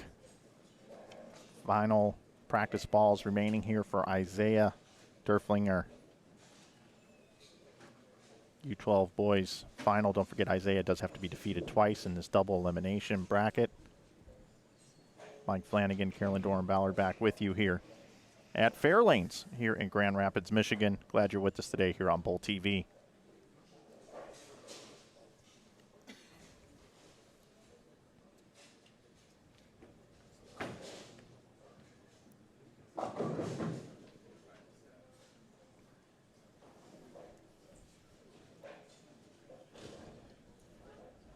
A little bit about Isaiah. Isaiah is 12 years old from Beaver Creek, Ohio. Bowls out of Beaver View Bowl. Right here in his backyard, right? Beaver Creek's not too far away from here, I don't think. Not too far. He takes honors classes, actually skipping the 7th grade, going right into the 8th grade. This kid is smart as a tack. All right, ladies and gentlemen, Isaiah has chosen to have Ryan start the match. How about a round of applause for Ryan and Isaiah as we begin the championship match in the U12 boys division of the 2022 Junior Bowl Championship. Isaiah has lane choice, is going to like to have Ryan Campbell start on the left lane.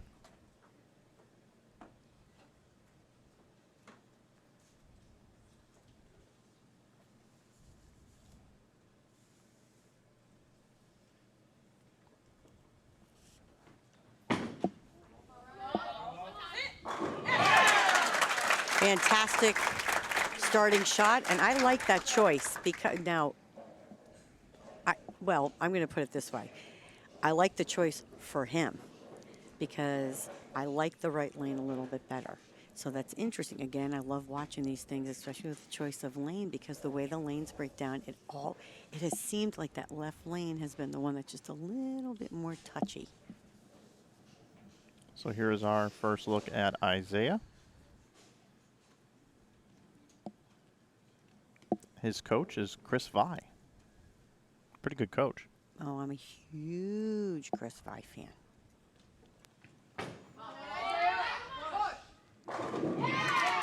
Both players attacking the lanes the same way. We saw this from Ryan. If you miss left, it goes left, and that's what we saw in the first frame here. Yep, just definitely got on the, on the top of that one. Just helped it just a little bit. And again, the pattern itself, not forgiving to the left at all. So watching his opponent, who is two-handed, they're going to play the lanes very similar. Just need to get that ball down the lane to about that 8 board outside that first tracer, and it should give him the look that he needs.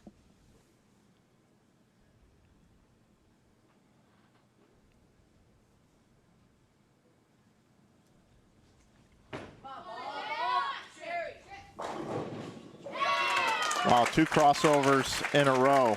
Trying to get comfortable here on the championship pair. Gets a couple of great breaks.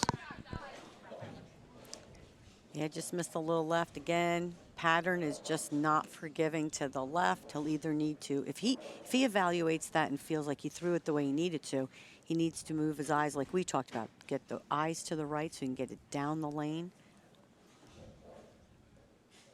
Or go to a cleaner ball.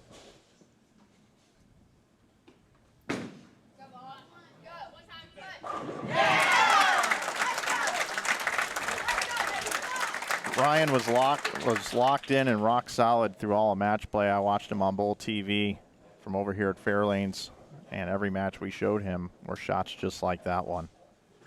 Using a ball that's reading that middle part of the lane. It is clean though, and smooth on the back end. Not that, hockey stick look to the left.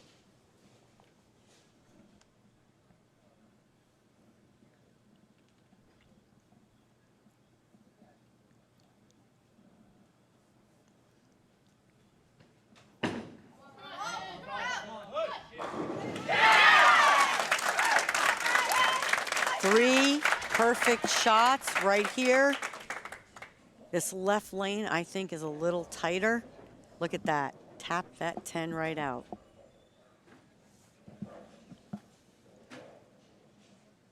Now again, Isaiah does have to be beaten twice. Not that I'm saying he doesn't want to win this match by all means, but if the tables turn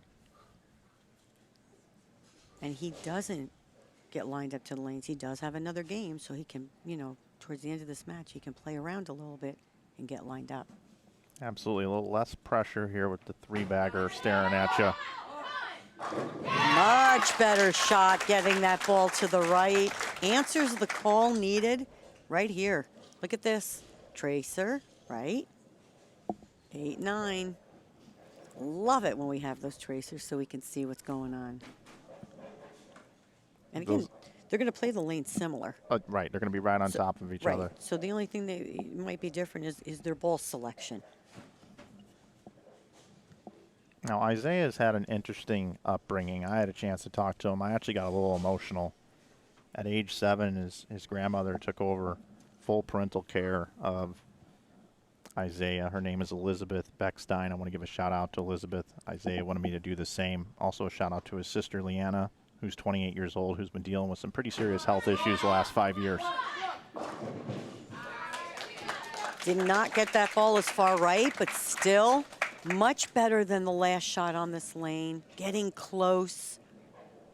See how it gets to the left of that tracer? Just does not hold, but leaves himself the 6-10. And I thought he switched to a plastic ball for his spares, but I'm not sure yet. And he does.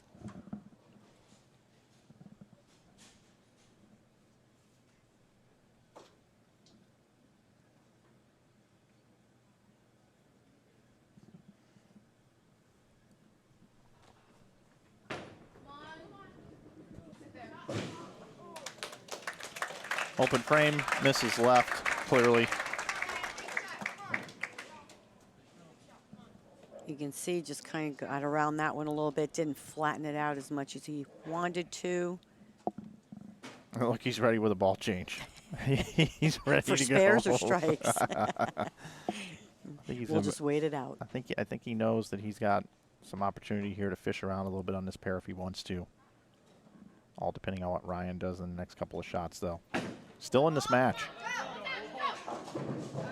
Just like that. And that changes everything, just like you said. Depending on what happens the next few shots, gets this ball just a little left and just cuts right through the heart. He will want to hit to the right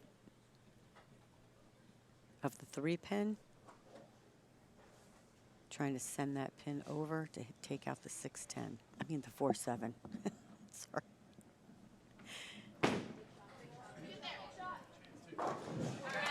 Okay, so just gets 2. Which is good. He's on a triple, right? Want to get the wood. Get as many pins as you can. You only have to win by 1. Big proponent on getting the wood when you have, you know, you're on that strike. Pretty amazing right there. Isaiah takes the lead on the bench, 2-pin lead. You know, and I'm seeing something pretty consistent here.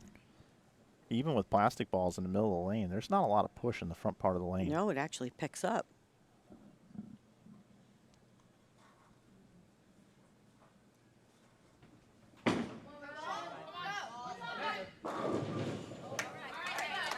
Much better shot, almost leaving the 4-9.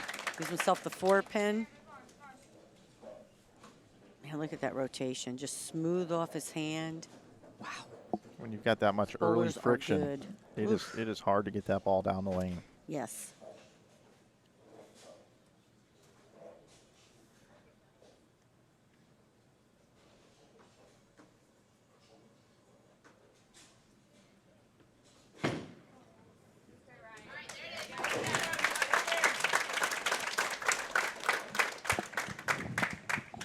So a spare from Ryan. Now we saw Isaiah pick up a different ball. We'll see if he switches to it or if he's going to stay the course. He's got a decision to make here. When he made the shot on the right lane with the ball he's using, it was perfect. He got it third, yeah. down the lane, right? Again, we talked about the tracer. He got it to the right of the tracer. It was perfect. The 8 count, he got it left. So to me, that's more about shot making than it is changing of the ball. But sometimes changing the ball allows you to be a little bit more comfortable. He's made 1 good shot in 4 frames, has a 2-pin lead.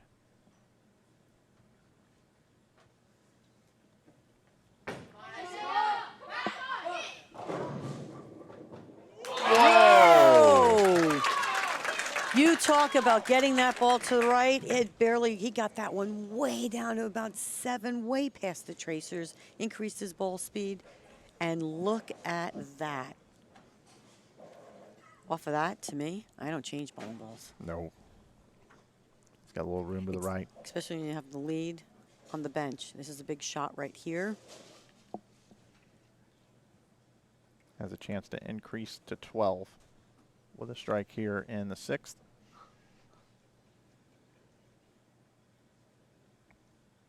Calculating where he's going to put his feet.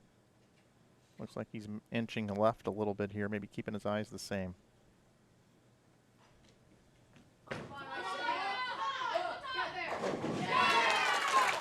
Great adjustment. Very good aggressive shot. Sticking with the same ball, just deciding, like we talked about, execution. You know, sometimes you got to look at yourself as the bowler, especially U12. I mean, you're young. That's why you look back to your coaches, your parents. Did I throw that good, or did I kind of do what I wanted to do before you start to make the big decisions, especially with a 10-frame match?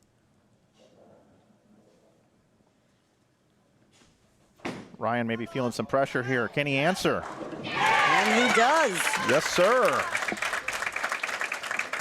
I am not going away quietly. Picture perfect. Again, using a ball that's smoother off the pattern and just taking advantage of the few minutes on the bench, right? to regroup. It's down 12 right now. I know I mentioned it once, but I am loving the red pants. I just can't get over them.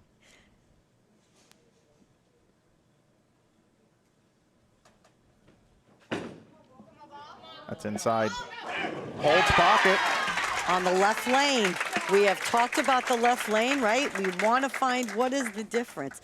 And right here you can see just gets over that tracer, which means that left lane has to be a little bit tighter down the lane. Now don't forget, we had some urethane going down the lane too, right?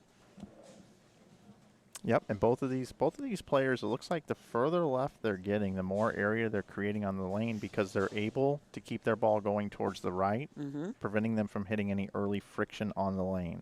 And we've seen a couple area checks where these balls have gotten back, especially with Isaiah on this right lane the last time. We might call it a lucky strike, but you know what? He barely touched the head pin, but got the messenger off the wall with all that power. The 6 and the 10 fall out. Let's see if he can make a good one here on the right lane.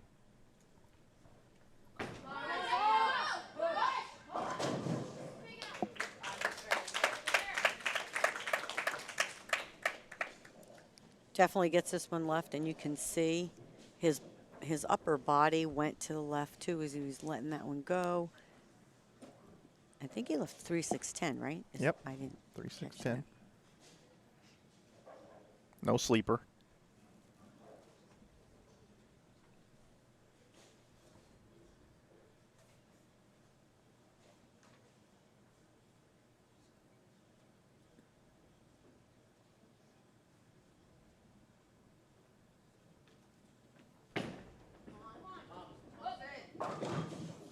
Oh, look at that.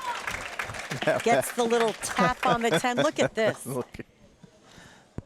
Just barely getting that 6, and then it says, I'll help you. Just taps it out of there. The 6 and the 10 on this right lane for It's a little funky, isn't it? Isaiah. He's liking the 6 and the 10 on this right lane. It's helping him out here. I'll tell you, that was a big shot because right there, it's a 1-pin match. Yes.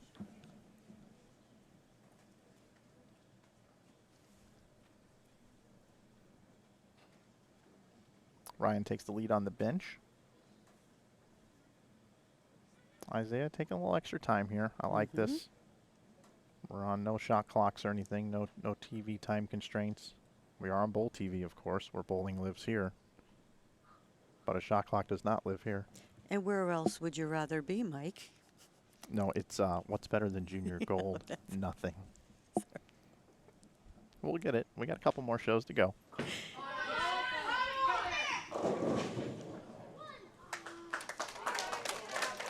Another light hit. This time, though, leaving the light 4-pin right here. See how the pin goes right behind it? So the max score for Isaiah, 230. Ryan can still bowl 252.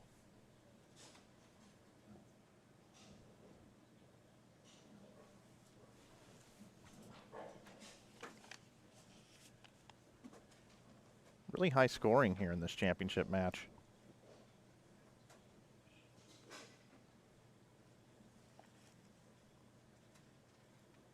Considering no players average 200 through the advancers round.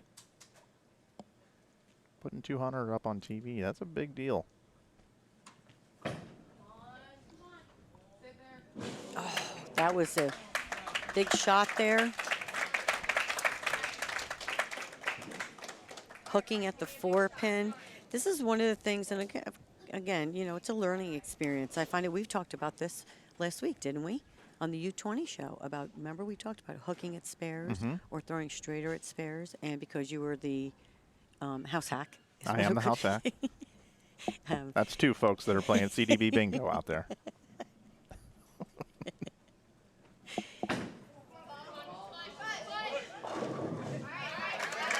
Used himself the 6-pin, just didn't get that ball far enough right, but again, getting the breaks, just got to fill frames. But again, at times you said you would, depending on the pattern, on how shots, you kind of, it's more predictable, right? You know there's going to be a hook spot, you know there's going to be oil, right? On what we're bowling on now, where they're flatter in the front, or overall, let's just say, sport patterns, it isn't as predictable.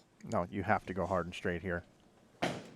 And even when you do, sometimes it even wants to hook just like that. Just like that. And now this match turned right back around. Yeah, you know, if I'm not mistaken. Comparing and contrasting this show with the U20 show, you know, we don't know what's out on the lanes. We've Correct. talked about that over and over again, right? We've milked that one to death. But Right. here's the thing that I am noticing on this pattern. It seems like there is very low volume in the center of the lane. Correct. And that's what we're seeing. And the spare balls are picking up. So if you have no hold and your spare balls are picking up, that tells you it's probably like a shorter medium pattern like we discussed.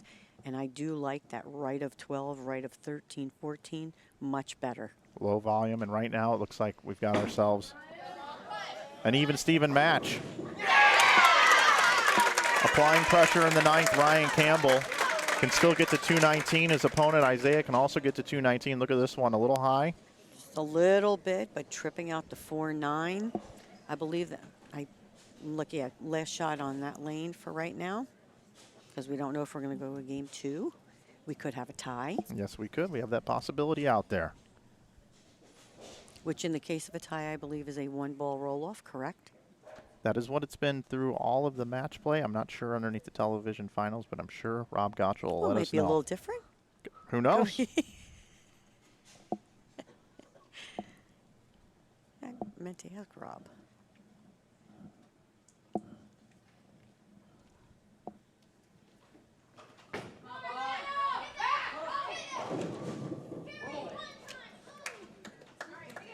Love the angle of this ball, maybe just a little bit too hard.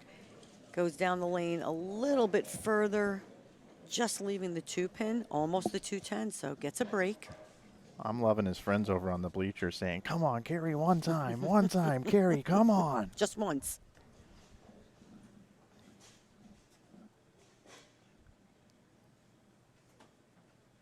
I actually thought his shot was pretty good.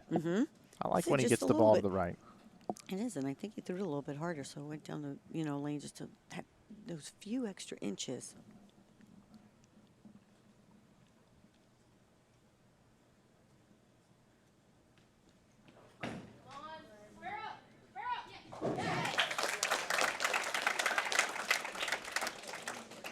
So max of 209 possible, 219 for Ryan, which sets up a situation here where if Isaiah were to strike out, that would give him 209, which would make Isaiah have to throw the first one.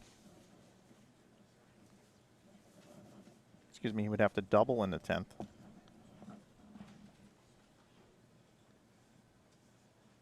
A double in 9, he would need the first one, and 9 spare, we'd have a tie. And he left the 4-pin last time on this lane. Struck. Last 2 shots. So close. And this is the tighter lane. I like this lane better. I like it for Isaiah better, that's for sure. Made the move, moved in.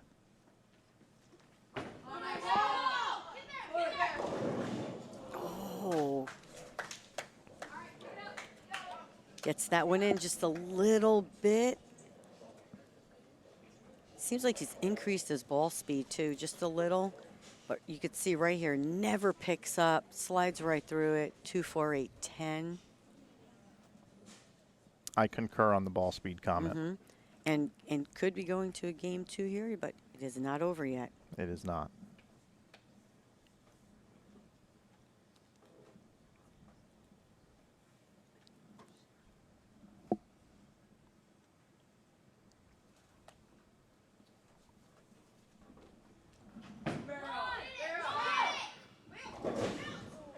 Okay, so he gets 2, gives him 183 on the board. Come on here, good shot right here, come on. 184, the magic number here for Ryan Campbell to force one more game.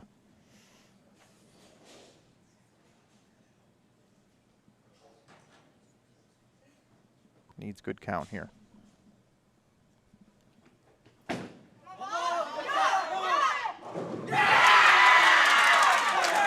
Or a strike, that'll do it.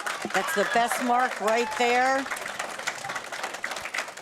So smooth off his hand, not trying to over-rotate it. Gets that light hit. Perfect. I like smoother off the end of the pattern. We've got overtime. Much more predictable.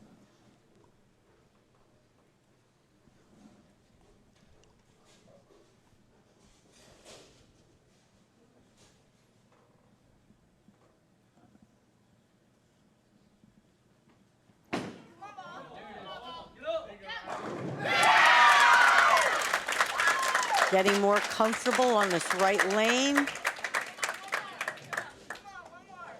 Picture perfect. See if we get a look at another ball here, or if he's just going to go up and throw another good shot. Same ball.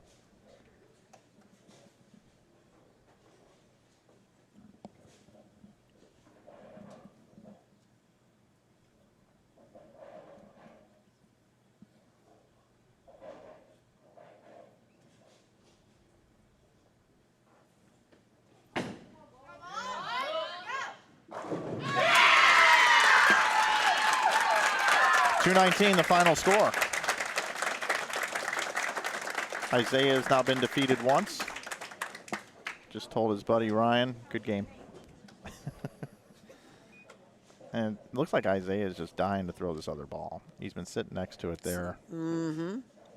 Already decided, so we have... Ladies and gentlemen, because we are in a double elimination format, that is Isaiah's first loss. Isaiah has chosen to have Ryan start game 2. This will be our final game of the championship match. How about a round of applause for these two? Interesting that that Isaiah is going to go with the same lane choice here, make Ryan finish the match, start on the left lane, finish on the right lane after striking out in the 10th frame. But Isaiah's got a reason for this. He's actually going over to speak to, no, he's going to go grab. I think he's coming over to say hi to me. Oh, No, he's grabbing grabbing his our water. water. There you go, and say hi. Thank you. Be careful with that water bottle down there, Isaiah. We've seen some people get in trouble with those things.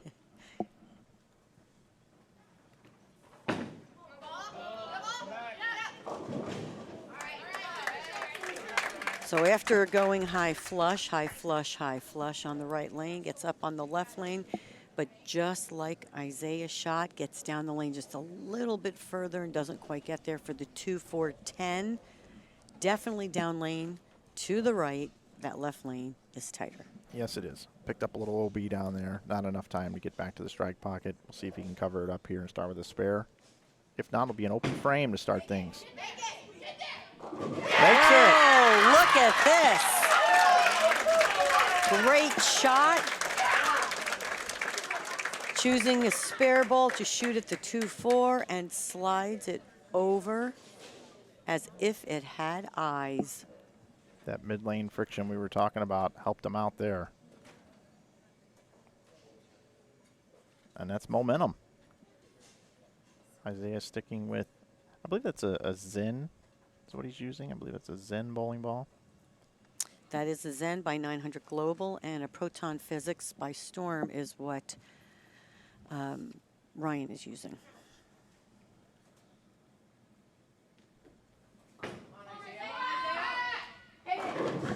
Oh, solid 9 to start this match. He's got to feel pretty good with that one, though. I was going to say, I like it. Making the move, looking confident.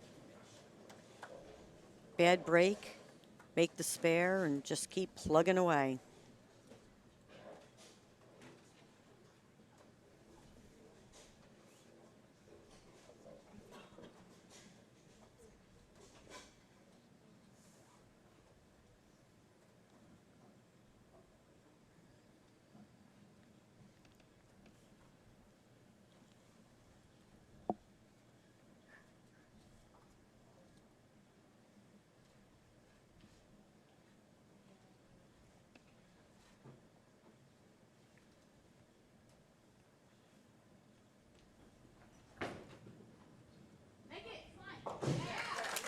Okay.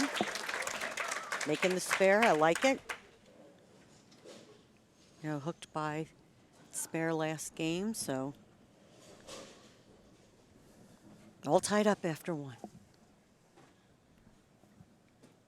Yeah, ball speed looked a lot better on that right lane. See if he can keep his ball speed in line here on the left lane. The last time he executed a shot well on the left lane, he did go 10 back. Saw him get a little quick the last time on this left lane, 2-4-8-10.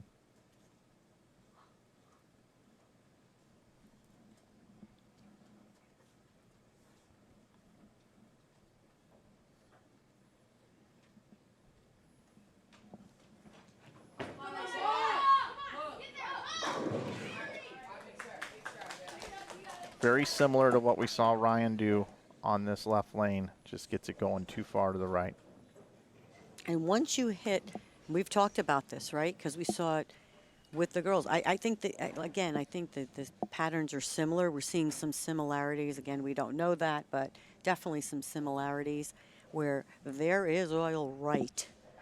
And when you do get it too far down the lane, and of course, this is the championship match. I think there's a little, what do you want to say? You know, you're going to throw it maybe a little bit harder because your adrenaline is going. So they just need to go back to their pre-shot routine, which every U12 kid has, which is great, and start over.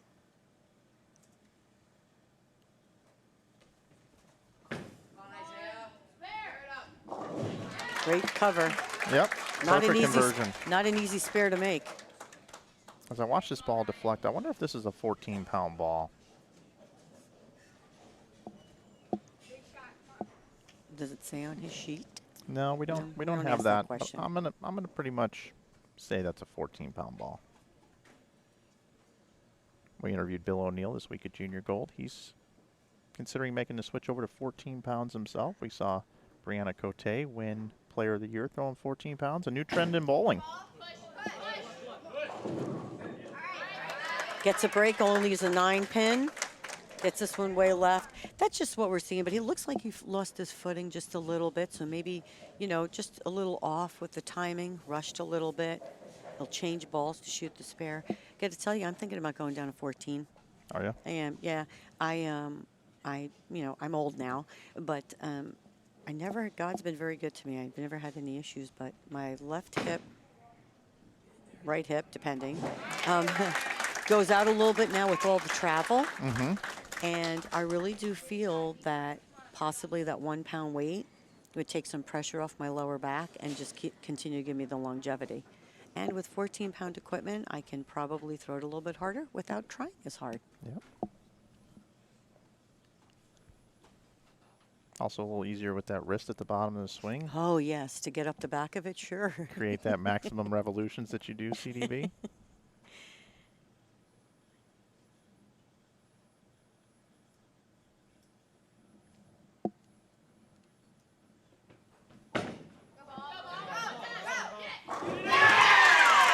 Much better shot, very aggressive.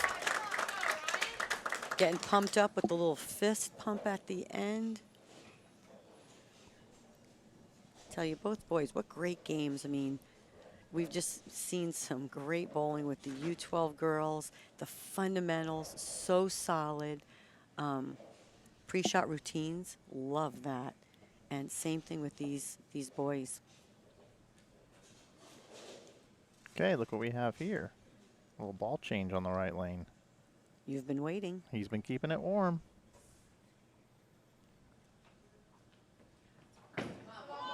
Whoa. Slipped off his hand, it looked like. A little bit, and you know, it almost seemed like he was trying to play a little bit further right. But I agree with you that definitely, you could see him. He went like this at the end, so did not have a good feel at all. Just a bad shot. You know, have to come back. Let's see if he's going to go with it again, though. I think he's He committed. is? Mhm. Yeah, I think he's committed. I think he really does want to square up his angles, you know, try to tighten everything up. But maybe he didn't close up his feet, which would close up the hips and the shoulders, causing him to force the ball really far to the right. He was playing that extreme inside part of the lane. Nice spare.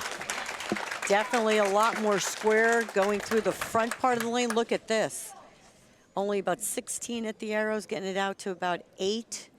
Still using the same break point, just squared everything up there in the front. I mean, lost count, but saved the frame.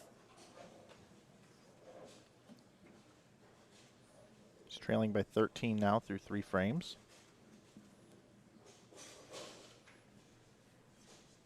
Would have just been 3 if he did not gutter. You take the count and you add those numbers in there. So if he would have gotten 9, it would be a 4-pin difference. Gutter spare. So here we go, left lane, switching balls again.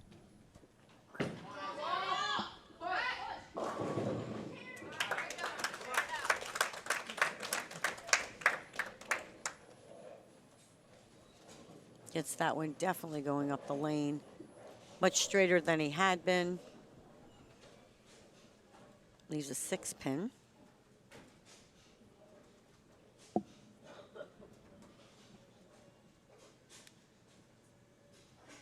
I have some confirmations here in the chat that Ryan does throw a 14-pound bowling ball. Thank you to the Bull TV community for letting us know.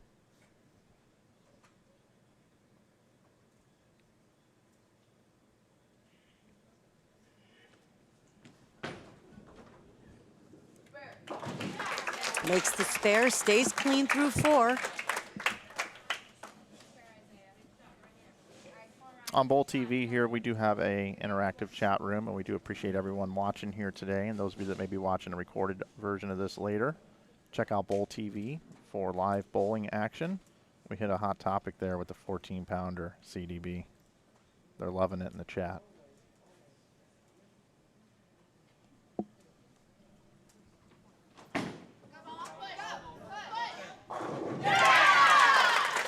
Takes the Brooklyn, so Eric Nix, who I know, asked me if he thinks that dropping weight will lose any carry. I don't know. Brianna Cote hasn't lost any carry, so I'm good with it. What do you think? Yeah, I agree. And I like his carry every now and then, right? Yeah. I know, Isaiah. I think, again, if your ball speed and your rev rate match up, you know, only when you're playing very deep inside may you lose some of that carry. Who knows?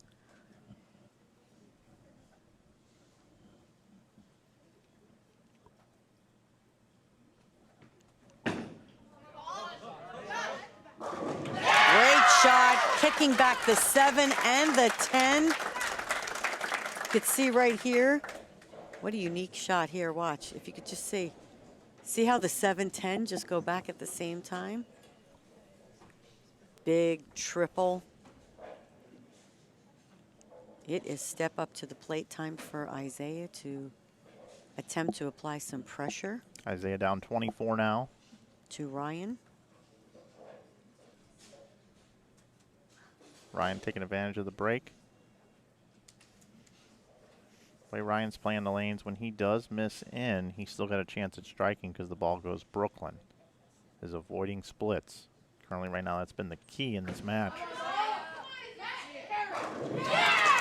Much better shot on this right lane. He learned from that gutter spare right here. Much better shot. Look at that ball cut right through the pins. I think he could play the left lane very similar. Very similar.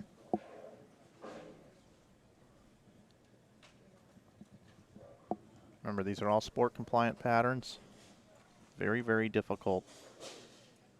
Miss left, goes high, miss right. Hangs out there, leaving 2-pin combinations. We've seen it throughout this telecast. You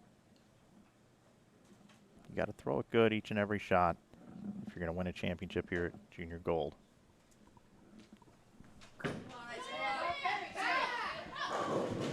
Whoa, look at that 7-10 again. Great shot. What an adjustment. Look at this. Stepping up to the plate, coming in almost half pocket, kicking that 7-10 right back. Both players, similar pin action. Answering the call after the triple. Very impressive.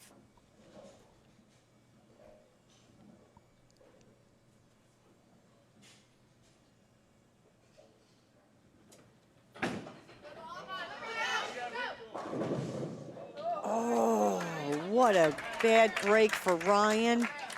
Maybe just a little bit slower than he'd been throwing it. But gosh, look at that ball, just a little high, leaving the 4-9. That's really the first bad break we've seen from Ryan through 16 frames now. That friction in the middle of the lane, you never know, might have a chance to pick this up. Ball's certainly going to want to pick up and not push. Getting the count. It's important.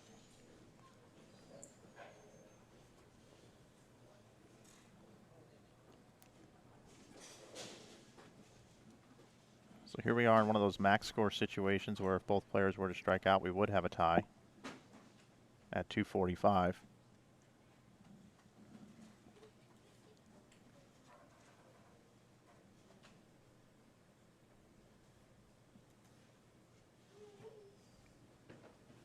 And some noise from the crowd here. Oh! Back-to-back bad breaks for Ryan Campbell. Right here, 4-9 on the right lane, then comes back and says, I'm going to get back on it, and the ball goes right past the 9-pin.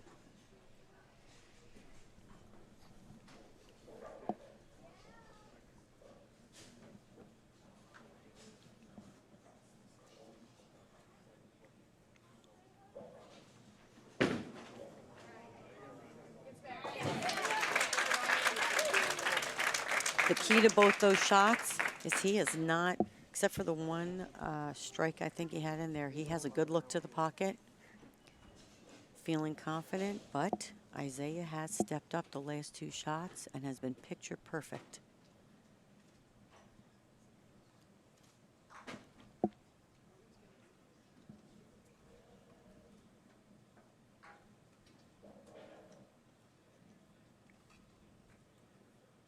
Isaiah looking at the scoreboard. He knows how big of a shot this is here. Looking for a triple.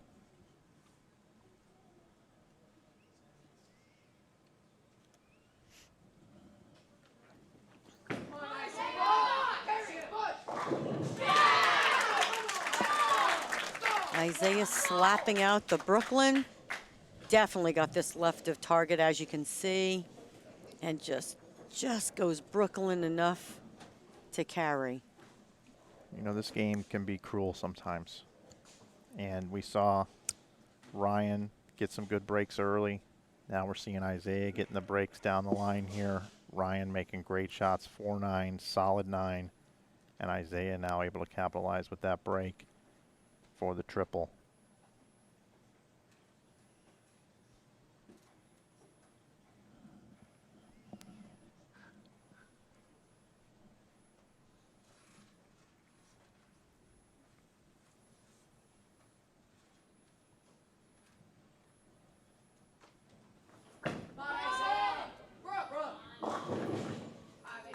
You heard his friend saying, Brooke, Brooke. Uh-huh.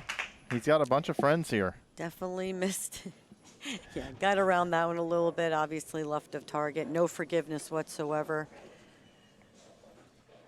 Now, this is important not to cut this one short at the bottom of the swing and miss him completely to the left. That's correct. Leaving the 6-9. Got to have solid follow through on this one. Project that ball down the lane. Switch to a spare ball. Yeah, if you're going to have miss, your miss is going to be right and down the lane. It's definitely not going to be early and left. This is not a usual leave. I don't think Isaiah leaves this too often. Doesn't get a look at it too often here. Let's see. Good spare. You have a better chance of knocking him down when the ball hits both of the pins you're trying to knock down, and he does just that.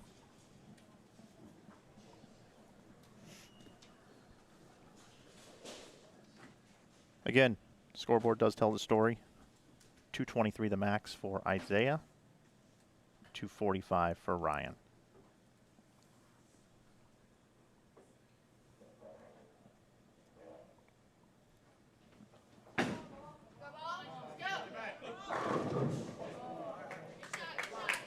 Good shot off the bench, leaving the flat 10. As you know, every ball that goes down a lane, lanes are always transitioning. Still close match, 1 pin.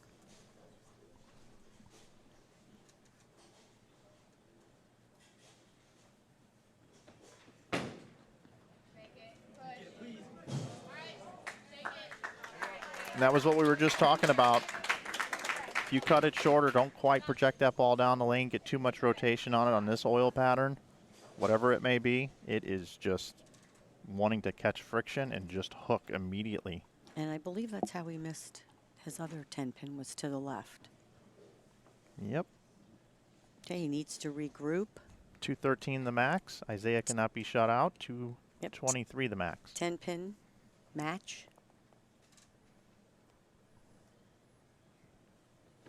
See if he can answer back. Goes just a little high. 3-6-10.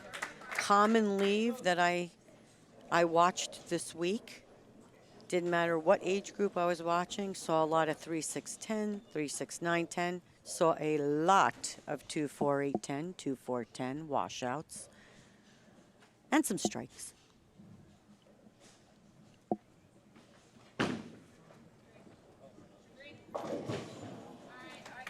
Chops the spare.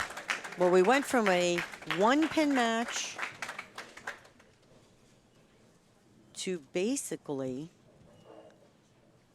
Isaiah can finish this off with this frame, I believe. 4, 5, 6, 7, 8. Yeah, 192 the max for Ryan. Right. And Isaiah needs to get to 193 is the magic number. He can still max at 223.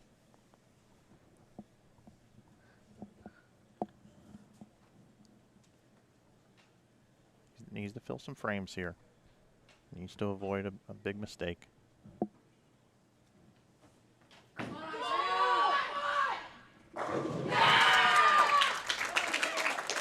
Well, he stepped up there and Yes, did he exactly did. what he needed to do. Look at this shot, Caroline. Great ball change. Ball that's a little bit cleaner, smoother on the back. Had a little surface on it. It was a great ball change. It allowed him to move just a little bit further right of the pattern, not feel like he had to be so steep with his angles. What a great change. Smart move for Isaiah. So Isaiah needs a mark, and it looks like he's going to take a re-rack here. I like this. Going to compose himself. He knows that this frame right here is going to determine whether or not he is a junior gold champion or not.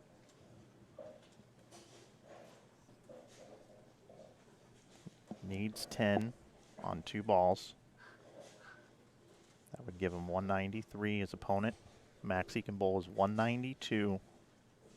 On that left lane, he elected to finish on this lane. This was his choice.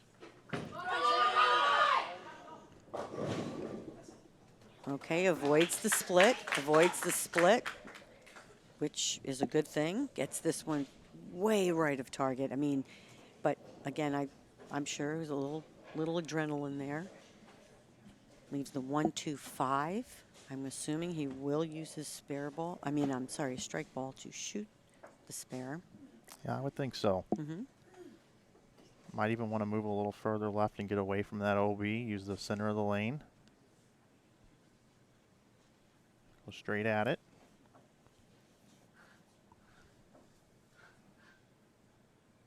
Blows Needs in the spare. Yeah, finger I like holes that. there. You don't see that from the two-handers all the time.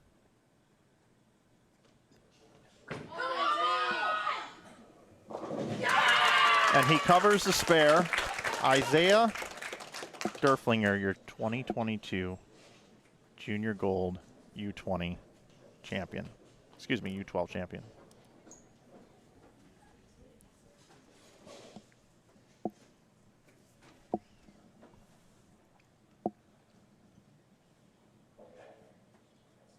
Here's a victory lap for him.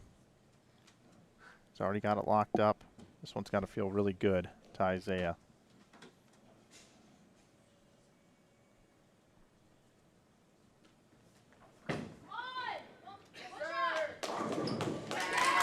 And there it is. He is a champion. Isaiah Derflinger.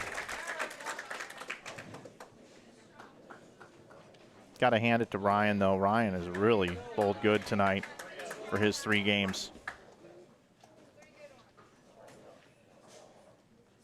His friends are encouraging him to throw 3 good ones here in the 10th frame.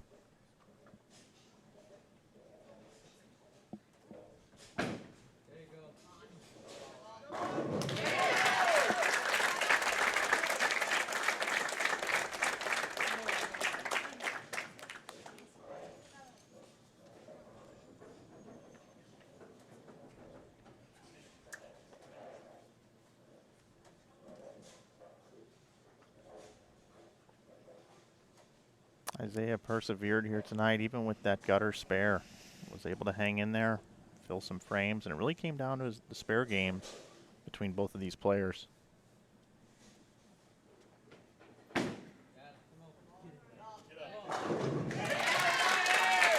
They all carry in the 10th when you don't need them, so it seems.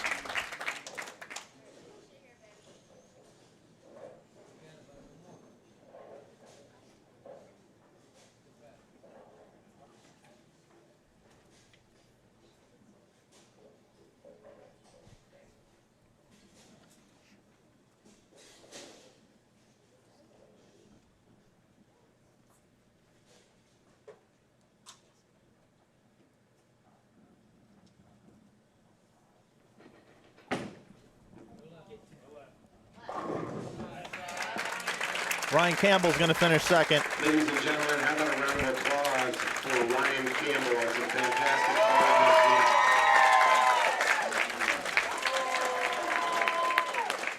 this week. It is my pleasure to introduce to you your U12 Boys 2022 Junior Gold Champion, Isaiah Derflinger. Way to go, Isaiah. I mentioned it earlier.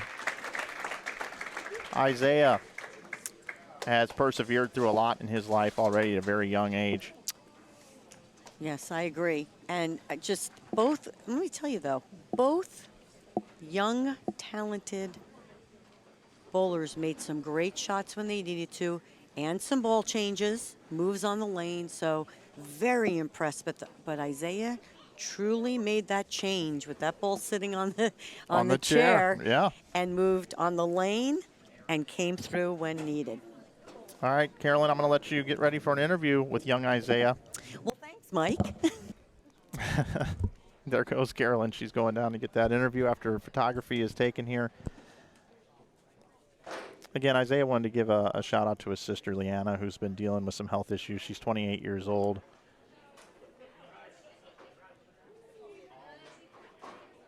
And what a moment it is for Isaiah and his grandmother, Elizabeth Beckstein. Proud grandmother raising Isaiah.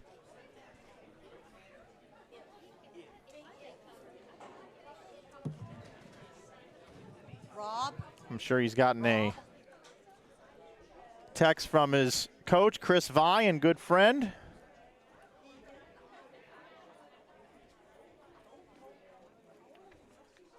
Isaiah also plays soccer. He played on a select team. Also wanted to give a shout out to his good friend Brent Schroyer. Looks up to him.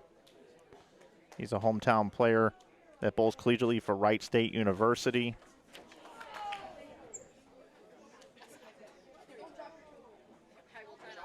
Again, Isaiah, an honor student. And now we're going to throw it down to Carolyn with Isaiah standing by.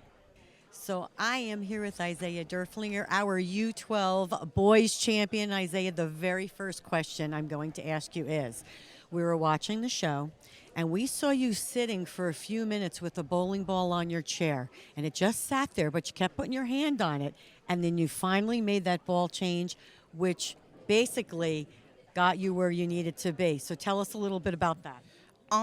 Well, that was one ball I was trying in practice. I had a few of my friends, giving me ideas on where to play.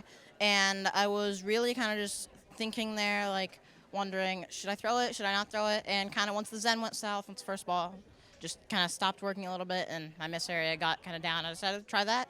And it turned out being the right move. Okay, well, tell us, what was some of your thoughts this week that got you to this TV show? Well, coming in, I had a lot of confidence going in just in general. I was expecting a top 8 finish minimum, hoping for top 3, obviously. And I didn't actually start very well. I started like just outside top 20. I started out 680s. But I ended up bringing it back, started doing a bit better on the other patterns, especially the later ones in qualifying. Then just, I guess, confidence was my main thought. And then just getting there. Okay, well, we're going to see you on TV many more times, but you mentioned your friends. So let's bring everybody in real quick before we go. Come on back here. Okay, so really quickly, we're going to ask everyone, we'll just say it in unison, because I think I know what you're going to say. But so what do we think of Isaiah's performance today? Amazing! That's pretty awesome, and that's what youth bowling's all about. Back to you, Mike. That is an awesome scene down there, Carolyn. Congratulations again to our man Isaiah. I see his grandmother down there as well.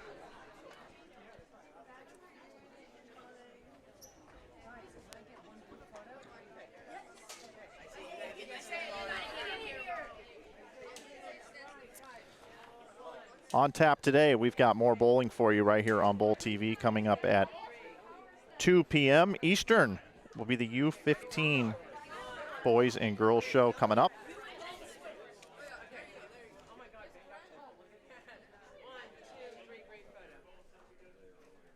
Are we back on here? You didn't tell me we were coming back on. I'm answering the question for crying out loud, Mike. So what are we up to? Yeah, we're gonna bring it back into the booth here. All right, yes. All right, U12 is done. We are done. One show down. 1, 2, 3, 4 more to go, right? 4 more? Two more four. shows today. Right, but 4. 6 in total this 2-week span. Yeah. So. Well, congratulations to Sadriana Erb. That was an awesome finish we saw there. And then, of course, Isaiah here coming up strong, making that ball change and takes it home. And again, we've talked about this too, probably beat it like a dead horse, right? But how smart are these U12 bowlers?